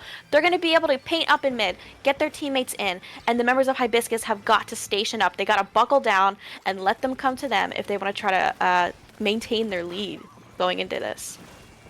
Take hunting for another pick, but doesn't quite have the paint to find one as the Burgers will go 2 down. Ravioli's up front here trying to get a jump in. The Rainmaker will be traded, but 90 is going to be able to set up in defense of it. However, one is picked off screen. Take looking to get another burst here as their teammates will jump right back on in, and the Burgers are looking to find something, are able to pick 90, able to pick 2. The Burgers have a 4-2 numbers advantage as Yoko is going to go right into the maws of the Burgers here. They're looking to, in overtime, find this lead. 90, though, has something to say about it. Ravioli trying to work along the edges here, outlasting the Zuka, but will be picked by Hibiscus, who makes this a close set, Grace.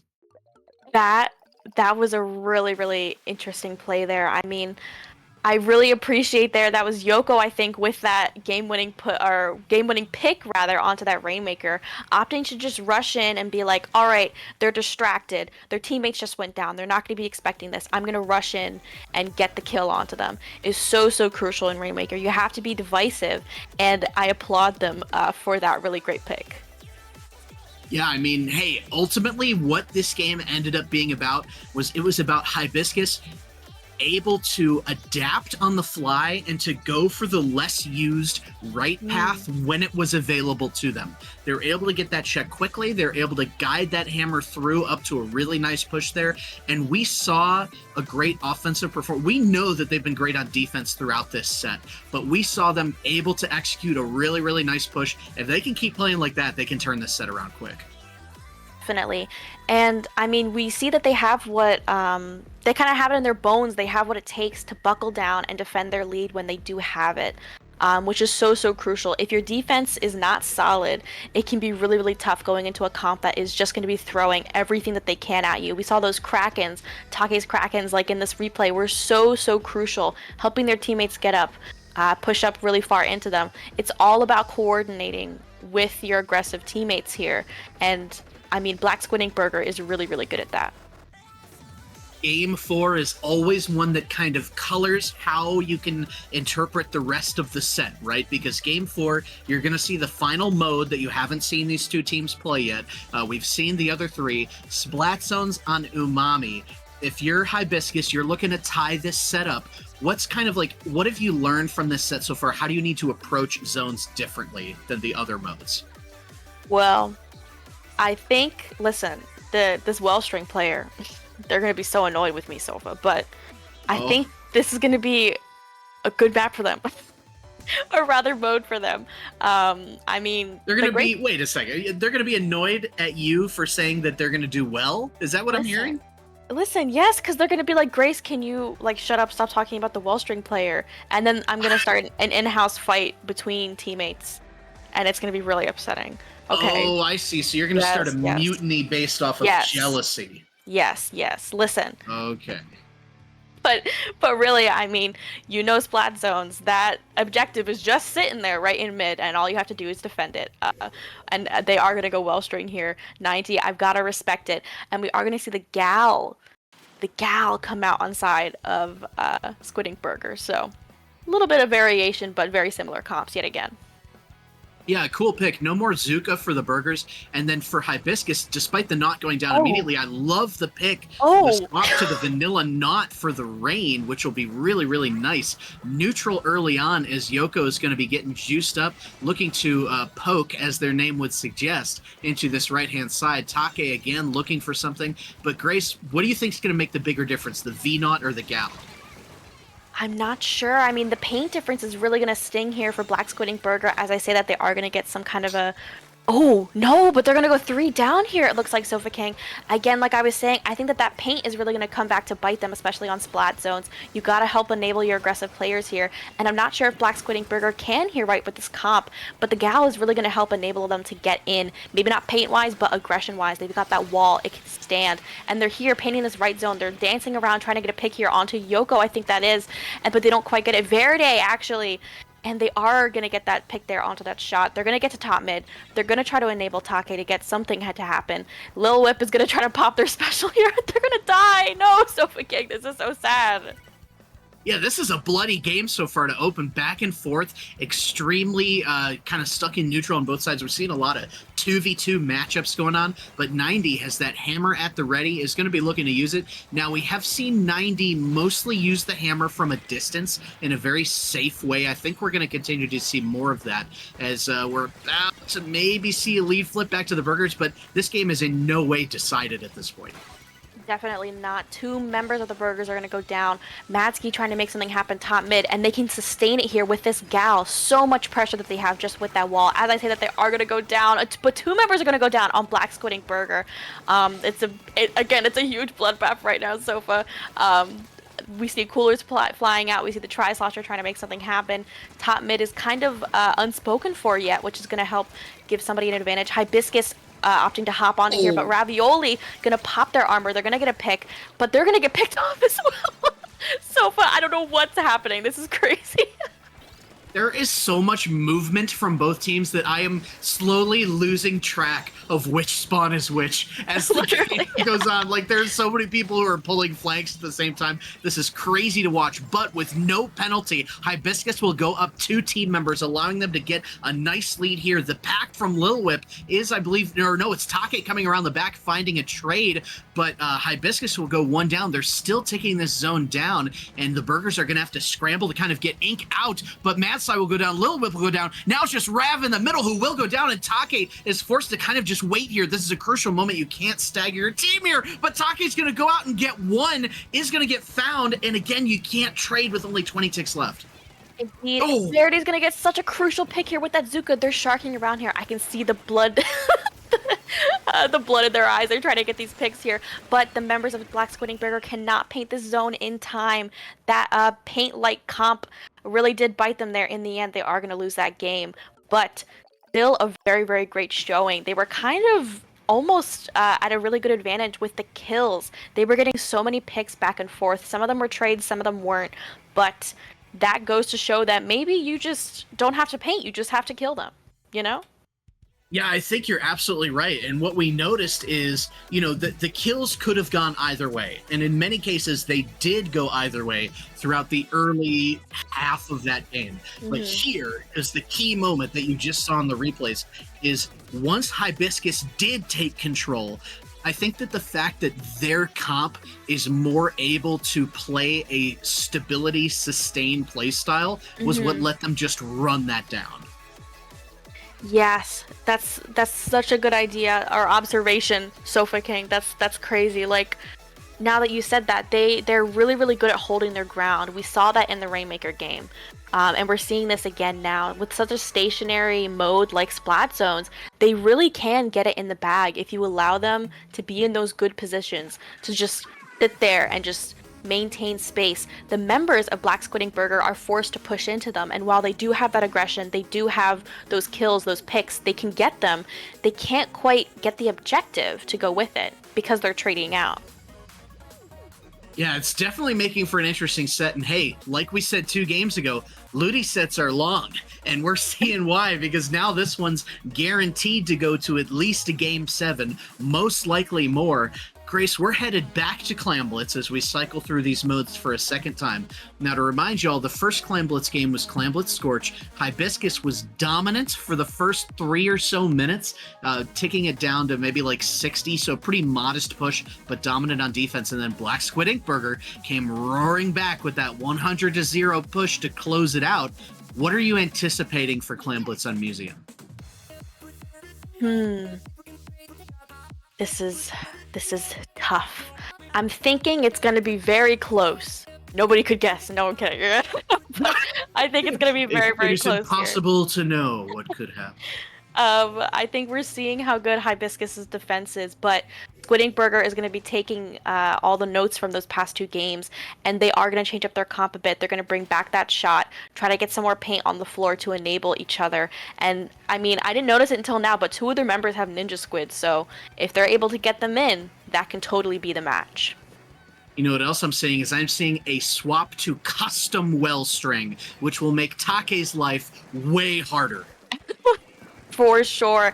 I wonder if they did that very purposefully because of both of those Ninja Squids. They were like, listen, 90, I need you to be marking these guys just constantly. And 90's like, okay, like, geez, I'll do it. Like, Yeah.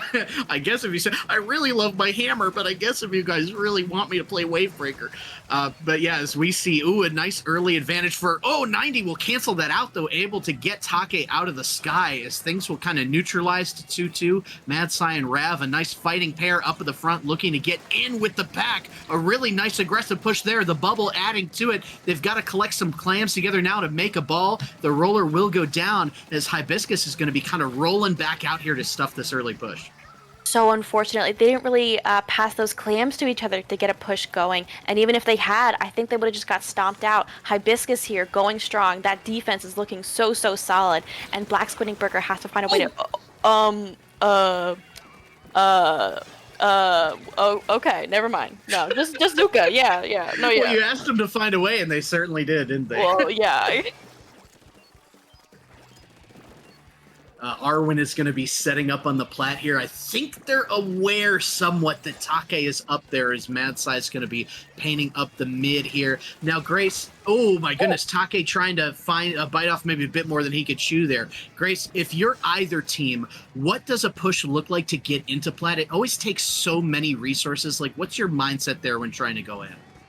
It's just got to be the name of the game of the aggressive specials have to go in first. I mean, it's nice to be coolered up and all, but you've got to pop those other specials there. You need those Zukas, and you need that bubble to help get you onto that ramp as well here. Take, though, is going to go down. I think that bubble is more crucial than some people kind of let on, especially with those buffs. I mean, it can be so amazing at help.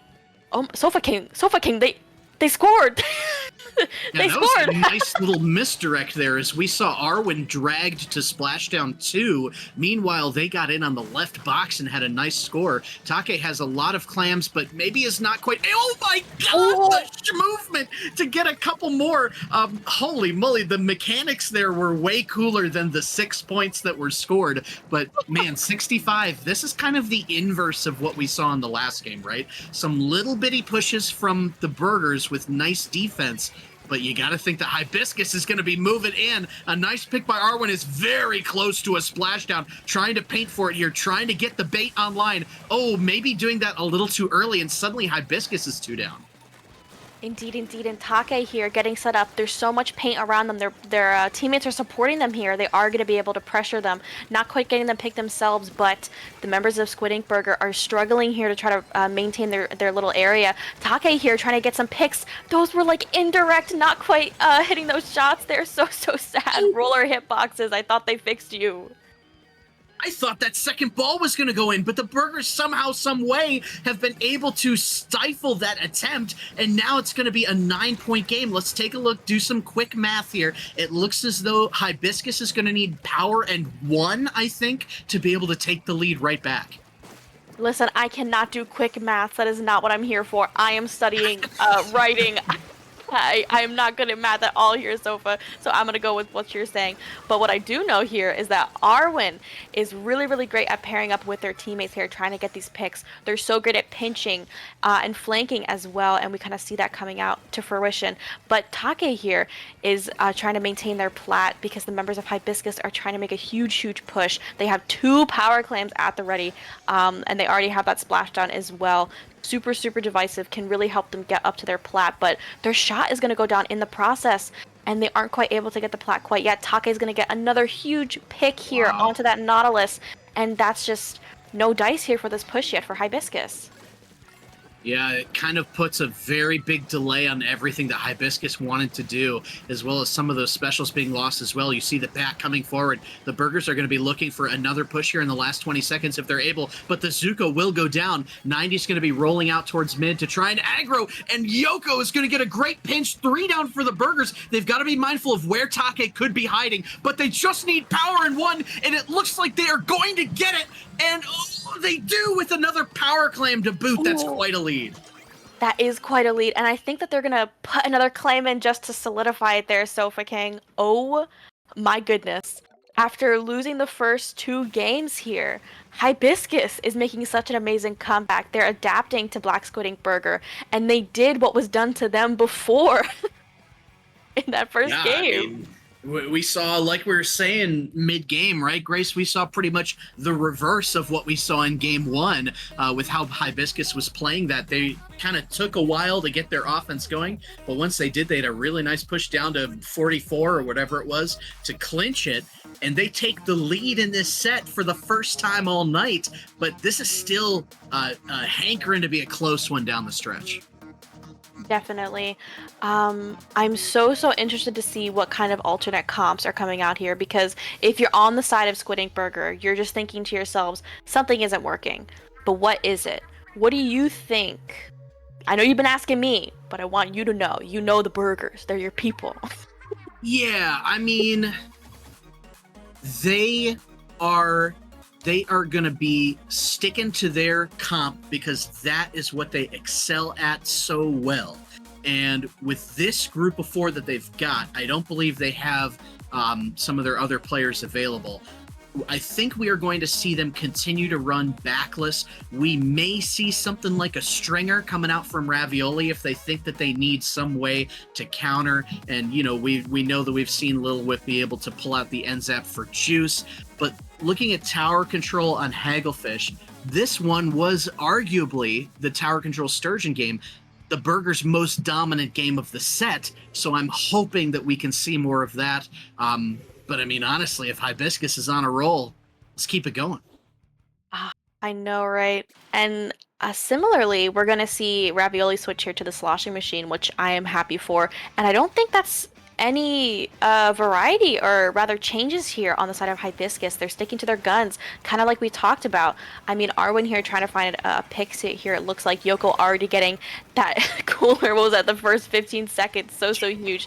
But it's the Burgers that are going to be trying to make a push. Rather just tapping the tower, it looks like at this point, because they aren't quite able to make anything sustainable just yet. And neither is Hibiscus with their Nautilus, that tower rider, to getting taken out as well.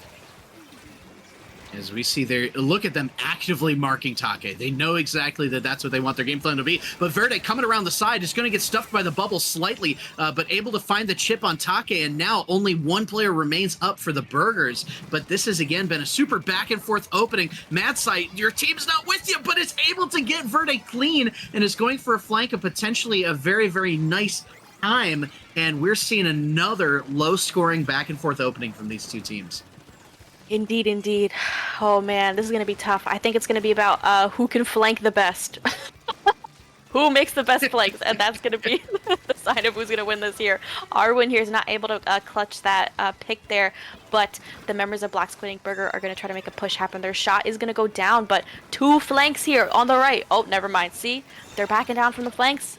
It's got to be who flanks the best is going to win this. Hey, they're picking, they're poking, they're taking their time. They want it to be a nice, juicy flank, a nice, juicy burger instead of a soggy, horrible one. But Arwen is going to, I think Arwen sees Take here. Arwen's been doing such a great job of keeping track of the roller, is trying to find them as the zap will go down off screen. Madside's pressing up to try and find something. Will get a trade, but you're already down 1, down 2, 2v2 on either side. Little Whip, no, stop jumping to this location. Verde getting a great double off of that, and Hibiscus is going to be up and away with their first big push of the game. Indeed. Still 1 shot with the Zuka, not able to get a pick there. Neither is Take. Arwen here is going to splash down, getting a huge pick onto them here. But it's a 2v2 situation. 3v2, delayed 3 down for the Burgers.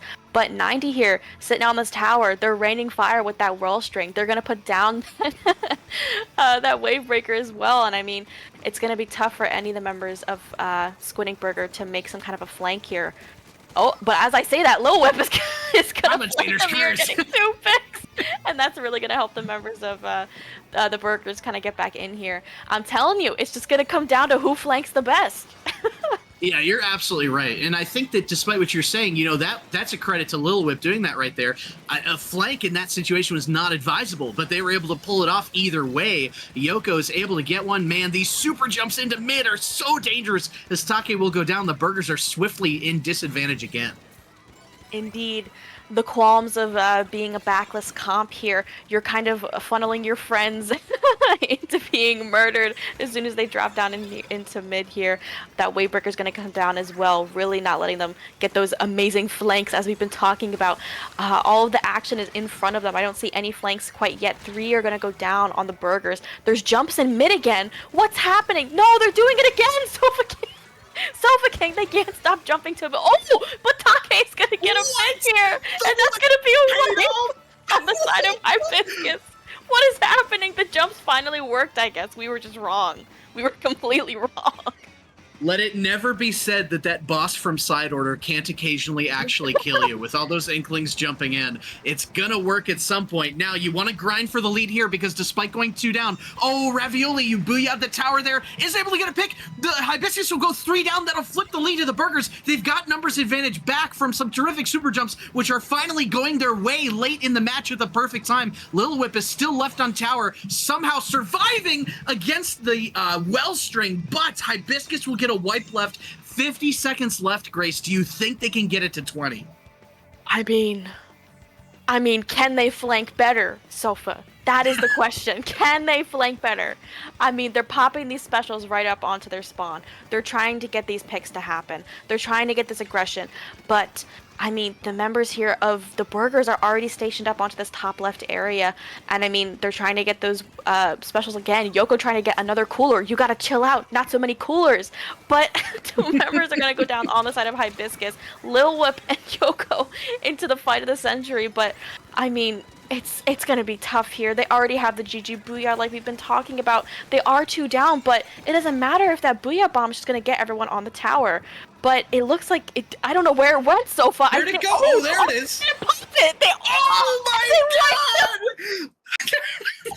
The GG Booyah comes out reliably from Ravioli that time, as opposed to game number 2, and Black Squid Ink Burger with a thrilling victory will tie this set up at 3. And Grace, we are headed to at least 8 games, but I'm smelling 9.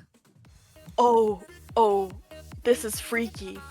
Listen, that I literally thought I just missed it.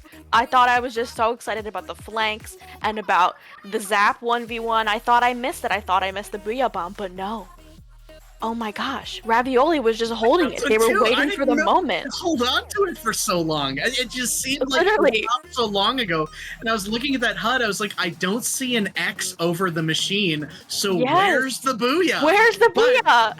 Hey, I mean, Ravioli waited with that Booyah where I think either of us would have panicked and threw it, but it ended up being the perfect time to clinch the game, and we are headed towards Rainmaker on Robo Ramen. Now, Rainmaker was the game that kicked off Hibiscus's rally back on Undertow. What do you think we're going to see for Robo? How is that map played differently than Undertow? I mean, listen, I know my teammate who plays Carbon and Rollers and such. They're watching this right now. Shout out to them.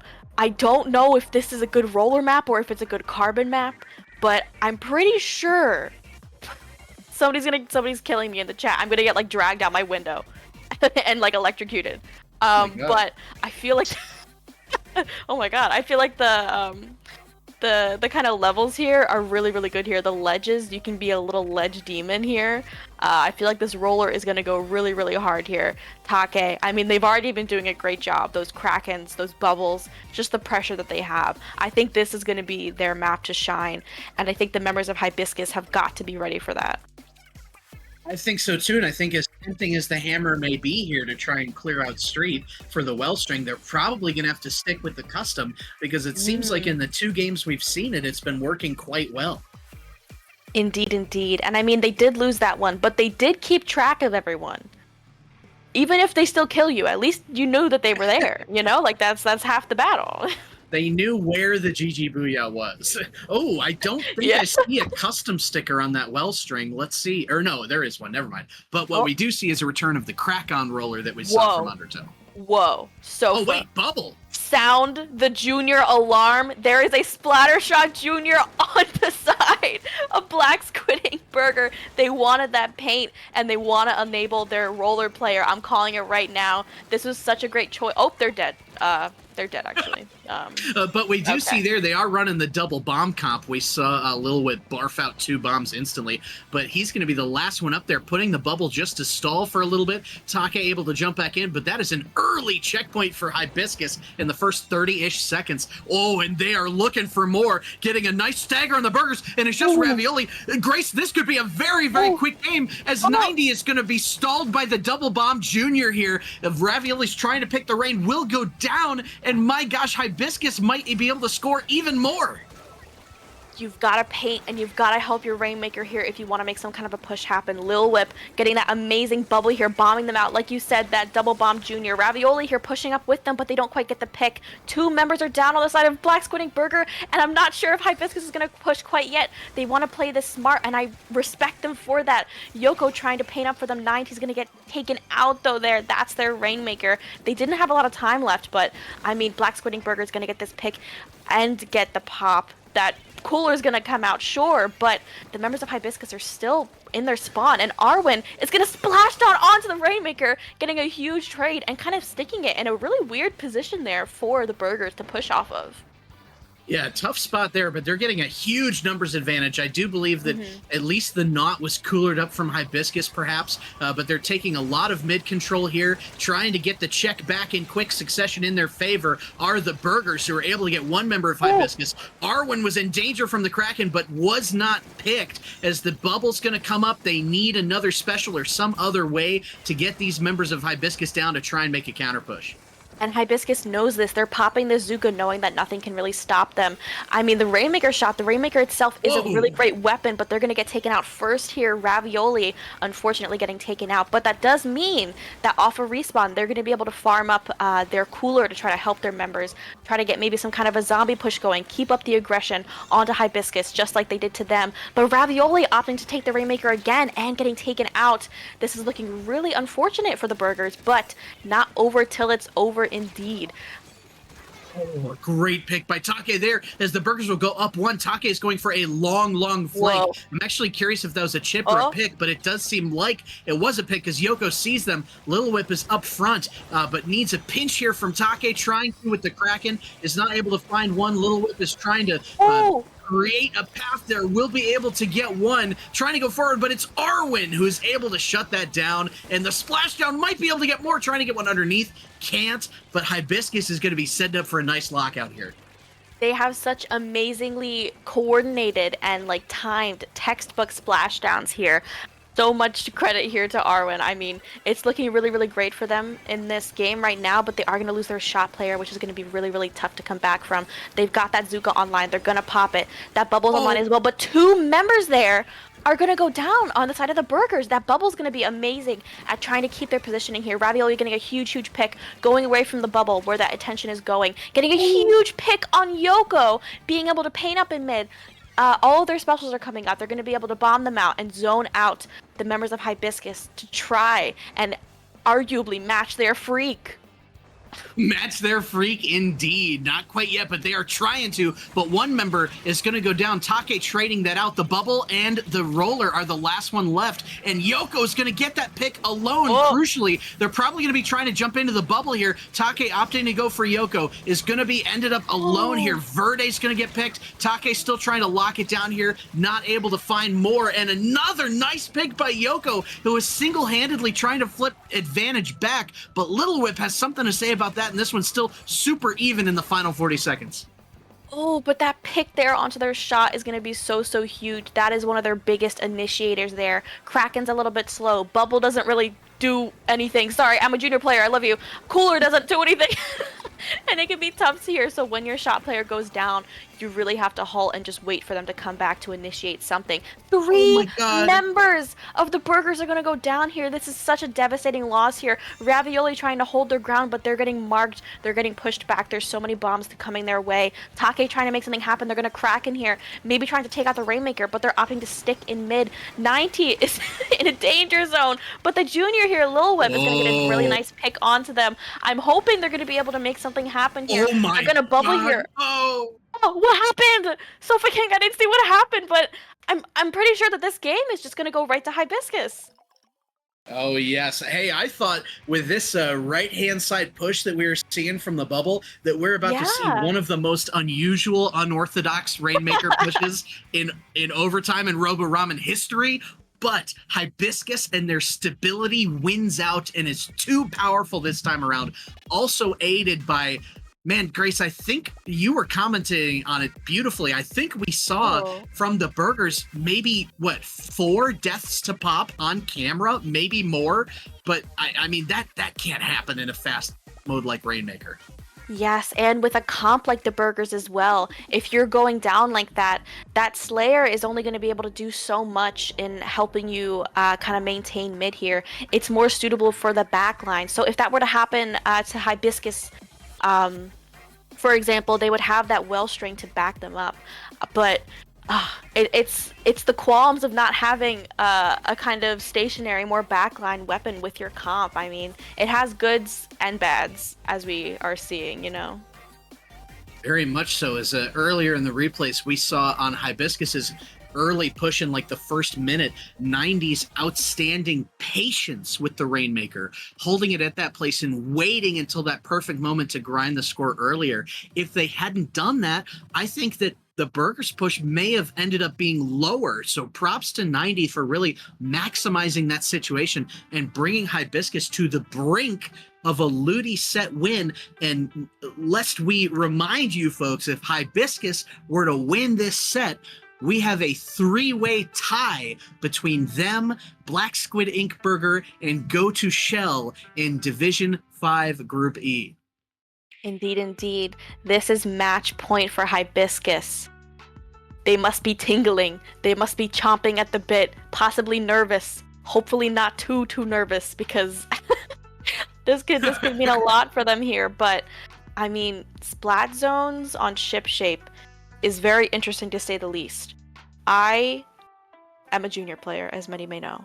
I think I have hit 2,500 paint on this map, specifically on zones ship shape. Just this map? Holy moly. It is crazy. No junior though. That's upsetting. We are seeing upsetting. a big comp change from the Burgers, though, bringing out the T-Tech for strikes and the Squeezer, neither of which we have seen them play yet in this set. An early trade from the roller. Madsai is able to kind of duck and dodge around, but will be picked there. A really nice pick by 90, who's definitely one of the MVPs for Hibiscus right now. For sure, Arwen here, similarly, an MVP gonna get taken out, and a huge bloodbath is gonna happen here in mid. Ravioli trying to paint the zone for dear life, but Verde's coming back in. They're gonna be able to make something happen with this shot, with those Zukas. 2 members of the Burgers are gonna go down here, and you do not want to have that happen here. Ravioli trying to make something happen, but they're getting chipped to death here with 90, with their team members being able to help. But Lil Whip here, I see jumping in. Their teammate's gonna get taken out, but they're gonna try to win this fight, but they wait, they do actually clutch it here, which is really going to help. They're going to be able to have their strikes going into this, popping them, trying to get the members of Hibiscus out of here, because they've got to try to neutralize this zone if they want to stay in this set.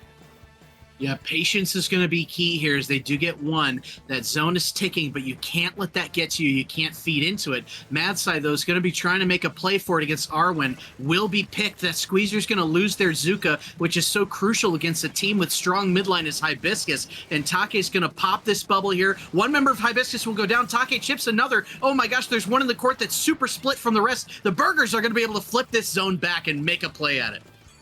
2 down on the side of Hibiscus. So huge. They don't, the Burgers rather, they don't have any specials online quite yet to be able to stop the members of Hibiscus from coming back in here. Oh, but that was such a crucial pick there onto their squeezer with that Zuka. And Arwen's gonna splash down as well, getting a huge pick. Their splashdowns have been on point this entire set. They're getting so many picks. Ravioli as well is gonna go down, and they're back in control. Take here, swimming for dear life with that ninja squid, but Arwen's just gonna sniff them out once again. Yeah, I think the crucial swap here is proving to be that custom wellstring. When Hibiscus is able to target select together like this, they are just unstoppable with this midline comp that they have, as Yoko is going to be trying to contest these strikes. That counter's getting dangerously low, but the Burgers are able to flip it back. A nice suction bomb, putting a big old penalty back on Hibiscus. Oh, I mean, this is a nail biter, Sofa. The zone keeps flipping back and forth. The members of the Burgers here aren't quite able to have a solid hold of the zone. As soon as they grab it, it feels like the members of Hibiscus are just ready to come back in. The zone is battling back and forth, not quite getting into Hibiscus's favor yet, but they are going to trade out here two of their biggest painters. Two are down on the side of Hibiscus. Ravioli is stationed up here onto these top ledges and is going to be able to trade here with Arwen. Super huge. The trade here is really crucial and good because, I mean, they're in control, so you can just jump to one of your teammates to get back in. We've been seeing the Burgers be really good at getting strong trades. It's a nice clean pick there from Matt's side. They've got to maintain this zone. Don't let any penalty come on here because you're getting awfully close. Arwen's in a tough position there. Take's going to get 1. 2 will go down from Hibiscus. 3 will go down. This is almost certainly a lead flip, and the wipeout may very well make it a knockout for the Burgers. Oh, there's no way. The members of Hibiscus have no time left. Their Nautilus is going to go down. They cannot get back into the zone in time. I see Verity running for dear life, but 2 of them are going to go down. 5 remaining, 4 remaining, and they aren't able to cap the zone. Sofa, that was like a 70 to 0 push with the zone. Well, not push because the zone's just there, but that's crazy. Tell your friends, tell your family, tell your Meemaw. We're heading to Game 9 on Ludi tonight. Tell her right now. Tell her, Grace. Okay. I'm texting her as we speak. She's gonna tell me to get that be rotary quiet. phone out, dial her number, because that's all that Meemaws have, right? But either way, Meemaws aside, what a showing from the Burgers. I was worried, Grace. As a Burger fan as I am, I've been trying to suppress it to try and be an unbiased commentator. Hibiscus looked so strong on the first zone scam on Umami. That was easily their best game. That this just seemed like where the set was going to end. But the Burgers were able to find those key trades, and I think that one of the key points was when we saw the Squeezer, I think it was Little Whip on Squeezer, able to get a clean pick that started the snowball. We saw the wipeout. Grace, this was just a defining performance from Burgers in the same way that the earlier Zones game was a defining performance from Hibiscus. Yes, 100%. I mean, you called out how the Wave Breaker's been really great at helping them hone in on enemies, but I feel like the Burgers were doing that as well, but without the Wave Breaker. They were kind of like, all right, we just have to take these fights together. We have to get these areas first, like front to back, and just go from there. Like, we have to be working together here. This is match point. The adrenaline is pumping through their little squiddling veins right now. But they were able to clutch it out. We're gonna have a game 9. And it is quite the map. I mean, you know her, you love her, Makomart. This time, Clan Blitz. What adjustments do you think either team is gonna make, or do you think that they're just gonna ball? I mean, hey, they're both gonna ball. We know that because both these teams have been here before in similar situations, right? These teams are both low-level staples, titans of the scene. They are able to consistently do well in low ink. These guys know what this pressure feels like, both on the Burgers and on Hibiscus. What I think we're gonna see is more of the same. I think we may see that Squeezer come back out from the Burgers. We know we're going to see Entry on Mako, and that custom Wellstring ain't going anywhere. Listen, 90's not only a Wellstring god, apparently, but also a table turf god. So it's great to see people branching out. Yep. You can see their little badge there. You can see it. I didn't even notice that. This is... This is a crazy set. We're seeing similar comps coming out of both teams here. I mean, Ravioli sticking with that end try, which I think is really wise here. Try is so oppressive here on Maka Martho's stacks. They just gobble them up. They get anyone who's on them. For a potential playoff berth and or maybe a tiebreaker scenario, we have game 9 here of this reschedule week. Even so far, but we do see the squeezer come back out. Grace, do you think that's a good pick or no? I think it's gonna help them here. I mean, they need some more of that range. I mean, they are gonna go 3 down, but don't look at that, viewer. Don't look at that yet. They they need some more of that range there if they want to help enable their less rangely gifted weapons. Question mark, weird word. Especially against that Wellstring. We keep talking about the Wellstring, but Arwen as well on that Nautilus. Speaking of Arwen, gonna score that. Yes, I did. Oh, I thought they dropped it. And they're going to splash down into that little pit area, getting huge value here. But they don't really have a lot of clams. What's happening right now, Sofa? Nope, they're actually going to score them here. Yoko getting a lot. Arwen here, all up into their spawn. They do not want to take this game 9 very far. Getting huge picks, extending their push. They have a cooler at the ready as well, and they're going to be able to continue to get them to stay into their spawn. They're scoring so many clams here. The Wellstring trying to come in with some more clams, but they are going to get taken out. It is a bloodbath. There is so much ink flying right now. A delayed wipe onto Hibiscus is going to allow the Burgers to come back into this, but they have such an intense push to kind of live up to here, Sofa. It's going to be tough. A mountain to climb for Black Squid Ink Burger, but they did it in game 1 when they went from 100 to nothing. Sir. Hibiscus, on the other hand, is probably feeling pretty dang good about their hopes to take this set with an 80-point push to open it. Ravioli has juice at the ready. The next pick will be crucial as the squeezer will go down to the Zook. Can't find a second one, but oh my gosh, it actually does, evading the strikes. And now the Burgers are on the back foot again to another Hibiscus score. Take having to scramble backwards, and that penalty's already gone. Oh my gosh. That bubble's going to come out really pushing back the members of Hibiscus here. Arwen tried to make something happen, and they almost did, but not quite. The members of Hibiscus are not letting up their aggression, which I think is such an amazing opportunity there for them to try to keep their push. But they still have a 22 penalty, but Verde here is going to get a huge double. Really going to be able to get their clam basket open, which is so huge. Arwen here and 90 are really going to rain fire, though, below this basket, around this basket, and it's going to be hard to make something happen. Was that a jump in behind the basket to get that power clam in? Lil Whip is scoring here from the side with those little ink patches. Do you see that, Sofa? They have no ink near them, but they are allowing the members of here to follow up here. Ravioli getting some more clams in, but I think that's gonna be it. Sofa, maybe?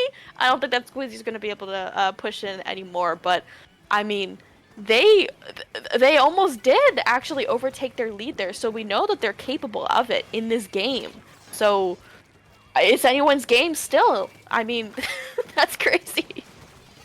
The math tells us, as I pull out my calculator, that you need the Burgers need 2 powers and 3 clams to retake the lead, but they may need more as Hibiscus is looking to get the GG right here. Nanot has it potentially, and that's gonna be it. Hibiscus, with a nice counter push, is able to take the game in dominant fashion and take the set, forcing a 3-way tie in Division 5 Group E. What a night, folks. I can't believe it. Pride Month came early for next year. No, I'm kidding. What? Hibiscus is good too. He's really. They did an amazing Chat, job. what does that mean? Don't ask Chat. Don't ask them. Don't let them know. They're gonna fire me from Looting tonight. They're gonna be like, she called them freaky. She brought up Pride Month. Yeah, you never got to explain that freaky thing, did you? Well, now, in honor of Hibiscus's win, let's circle back to that. What did you mean by that, Grace? It's a secret. Circling back to Hibiscus's win here. It's a secret. You just made that way more sus than it ever was. No, it's not. It's not. Trust. Don't worry. It's fine. Well, but hey, either way, I'm seeing in the chat that this was Yoko's first win on a streamed set. Huge GGs to Yoko. First? Terrific work. Ever? Yeah, it looks like it. Ever? Ever. I don't know. I mean, we'll see if Yoko can verify further. Oh But a no! really, really terrific job. I mean, hey, I was super impressed by the way Hibiscus went about playing extremely stable comps. They were really dedicated to the midline, formulaic. I mean, they're checking the right boxes at the right time. It was a really methodical, nice way of playing Splatoon. For sure. Yoko, I would have never known that you've never won a game on stream before. Oh, sorry. Match, set, yes, that word, on stream before. Played like a champ. I loved that NZAP 1v1. I don't know, I forget when it happened. I'm already having lapses. The freak is taking over Sofa. But Oh my that God. was an amazing... That was an amazing, amazing set. Both of these sets we had on here tonight earlier, too, were just so back and forth. They extended for so long. And this means that Hibiscus here is like 3-way tied, right? Yeah, this creates an interesting scenario. So we're going to have to hop on the challenge page and see what it looks like. But the real winners here, aside from Hibiscus, if there's any players from GoToShell in chat, because a 3-way tie brings you back into the picture potentially. Whoa. Black Squid Ink Burger with a win, they would have for sure been the pick. But now GoToShell could potentially get it as well. So it's kind of a toss-up between those 3 teams. Dang, that's gonna be crazy. But again, super happy to commentate this with you, Sofa. That was an amazing set. Likewise, but- it is always a blast with you, Grace. Oh my gosh. Thank you. But our time is up. I was gonna say the devil is knocking on our door, like to take us away, but that sounded like really sad. That sounds even more sus than calling Hibiscus freaky and then not explaining yourself. Whoa. But either way, Grace, where can the good people in chat find you between now and your next vaunted Ludi Tonight appearance on the mic? Oh wow. I mean, you can find me many a times on Twitter at Tubnug, TUBNUG. You can also find me trying not to explode, if you will, in the SOS help desk. Sometimes on Wednesdays, sometimes not. It depends on the week. We have a schedule. But Sofa King, where can the lovely people find you? Well, gang, my name once again is Sofa King, captain of the Whip Rays. I can be found on Twitter at Sofa King Stream.